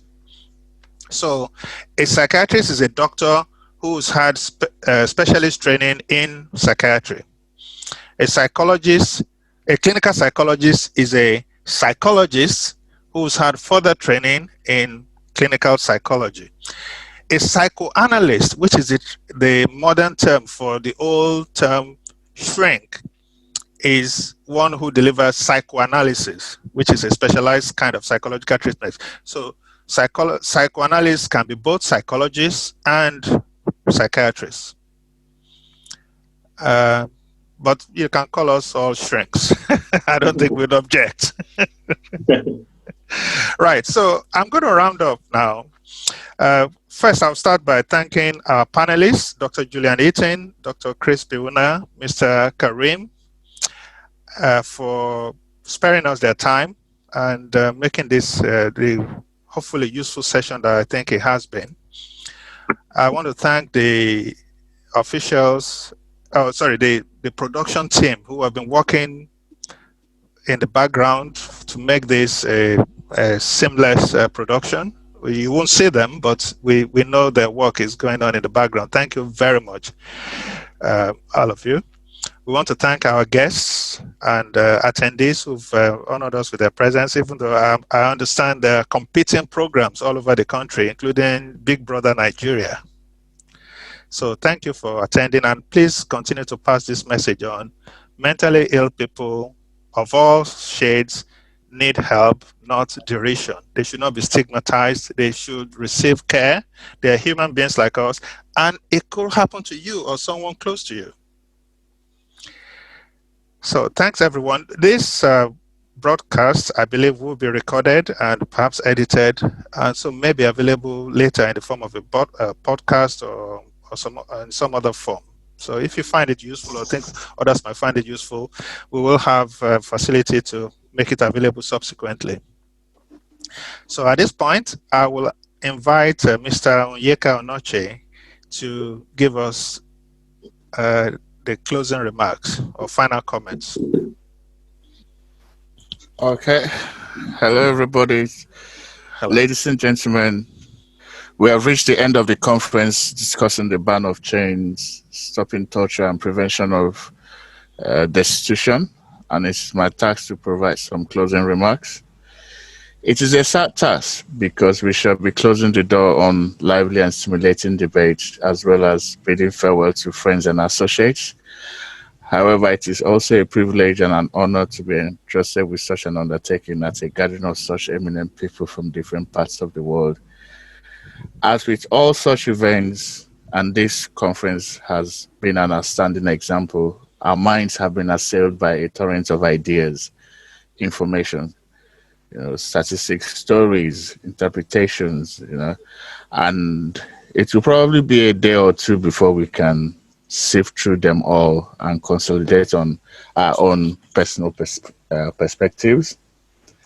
There is indeed plenty of reflection upon, and if this is in any way enhances our individual and collective contributions to the banning of chains, stopping torture and prevention of destitution, then the conference can truly be adjudged a success. Special thanks are reserved for our eminent speakers, Chris Pruwana, Julian Eaton, and Folaja Karim. Your collective insight in the areas addressed is truly liberating. You have done an outstanding job sharing with us your valuable knowledge, insight, and experience. Also, a special thanks to our moderator, Femi Adebajo. Good, you're the man. I would like to now say thank you to those who drew up courage to share their stories related during the conference. Congrats and thanks to the Walk347 team of Magna Carta, which by like Femi said at the background, working tirelessly to make sure this is seamless. I would like to say a big thank you to you guys. The hard work is something else. Thank you very much. Yeah. Sorry, just as a final wrap up, can I ask Mr. Briggs to just say a few words? I think he'd indicated he wanted to speak previously, and unfortunately I hadn't got through to him. I would just say that he's not just an ordinary attendee. He's actually a psychiatrist, someone I know quite well, and he should have been on this panel. Okay. All right. I haven't finished, but no problem. Yeah. Sorry. When you finish, yeah. Okay. Yeah. Okay. Well, finally, now that we've come to the end of this conference, before Mr. Briggs, like Femi said, we'll give the final thanks. But I would like to express my warmest thanks to all conference attendees, because without you, the conference will never happen. And to recap some of the points raised in the conference, the changing of social attitudes, some being changed just for merely missing school or being stubborn, and also learning that we actually need a law banning the chain. We need to, the importance of pushing the mental health bill will really help, and also so sad that no political support because of the stigma. Like actually and pointed out, and the difficulty of for the patients getting back into the society. That's all part of the stigmatization as well. And we really need education. We really need to educate our people properly to understand that it's not a taboo anymore. So many points that I could go on and on stating, but they are all amazing. Thank you for attending. Never give up. Remember, COVID-19 is real, and stay safe. Good evening, all. I'm done. Thank you. Thank you. Right. Dr. Briggs. Thank you, Femi. Yes, I'd wanted to come in earlier, but I think, other things overtook it. Anyway, I've been out of Nigeria for about 16, 17 years now, and I would want to say things have changed, but they've not really changed, and my concern still remains this issue of stigma. And because the mental illness continues to be stigmatized in the society, I think it leads to all these problems with with torture and chaining and things like that. So I'm just saying, I know in this country as well, where we live here now, there are still issues with stigmatization, but it is reduced to an extent because people are talking about it. People are open about their experiences with mental illness, especially even celebrities now. So I'm just looking at Nigeria now. Is it possible that we can start getting people who've had mental illness come to talk about it? And if we can get those celebrities in Nigeria as well to key into it and start, talking about these mental illnesses, maybe things like this will go a long way in helping to reduce stigmatization that we've noticed in the country. I don't know if that's something we can look at, but I mean, I'm not there, but I'm just thinking it's helped here a little bit, but I think that could help as well in Nigeria. You'd have to find someone willing to do it too. Yeah, I know. But I mean, we can start with ordinary people initially who've had mental illnesses coming to talk about their experiences, first of all. And maybe with time, it will become less stigmatized if you can see that normal, everyday person you meet on the street could have this condition. So that's what I'm thinking. Maybe we could start from there, Yeah. So hopefully, thank you guys once again. I think this has been a fantastic presentation, and we hope in future we will carry out more of these talks and seminars, and that should be a way of trying to reduce stigmatization in the future, and hopefully things will get better. Okay, thank you guys. Okay, just in wrapping up, there are two final points here. First, Mr. Karim would like to a quick word on the work that's a campaign that's going on with the Asido Foundation, I believe. So would you like to do that? Then when he's done that, I have to say that we had a small competition, and there's a prize for the winner, and that's going to be announced by Mr. Chuks Nwokoye right after Mr. Karim. So Mr. Karim, your turn, please. Thank you very much. So just to address Dr. Briggs' concerns, I'd like to inform you that a lot of stigma-free campaigns have been going on in the nation. And I think it is one of the reasons why a lot of people are now talking about mental health. Trust me when I tell you that every day my DMs on social media are full as a result of the awareness people are having now. A lot of people also do a lot of mental health campaign on their own, individuals from all walks of life. But I must give kudos to a lot of mental health organizations such as MANI, the Asido Foundation, the Gede Foundation, which seems to have a lot of support from CBM that Julian is part of, and a whole lot. And this brings me to talking about the current campaign against stigma by the Asido Foundation, called the Unashamed 2020 campaign. I'm wearing the shirt here, Unashamed 2020 campaign, So what it is we are expecting that 1 million people will take a pledge against mental health stigma, mental illness stigma in our society. And all that is needed to be done is to go to the website www.acidorfoundation.com/unashamed2020. It addresses key issues as to why every individual in the society has a role to play in order to end the stigma against mental illness in our nation. Thank you very much. Thank you. So, and now for the prize-winning announcement. Yes, thank you, Femi. Can everybody hear me, or do I need to? No, we can hear you. Great. Thank you again, Femi. So we had announced a trivia on social media. I believe it was on Facebook, Twitter, and on the website, the Walk347, the BanStopPrevent website. And there were a few conditions. So first you had to answer the question, and then you had to like and retweet the event.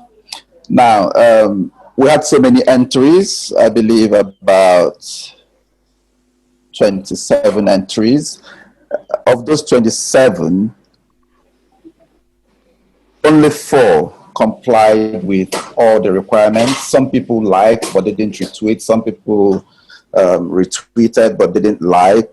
And some people just answered the question and they didn't do any of the other 2.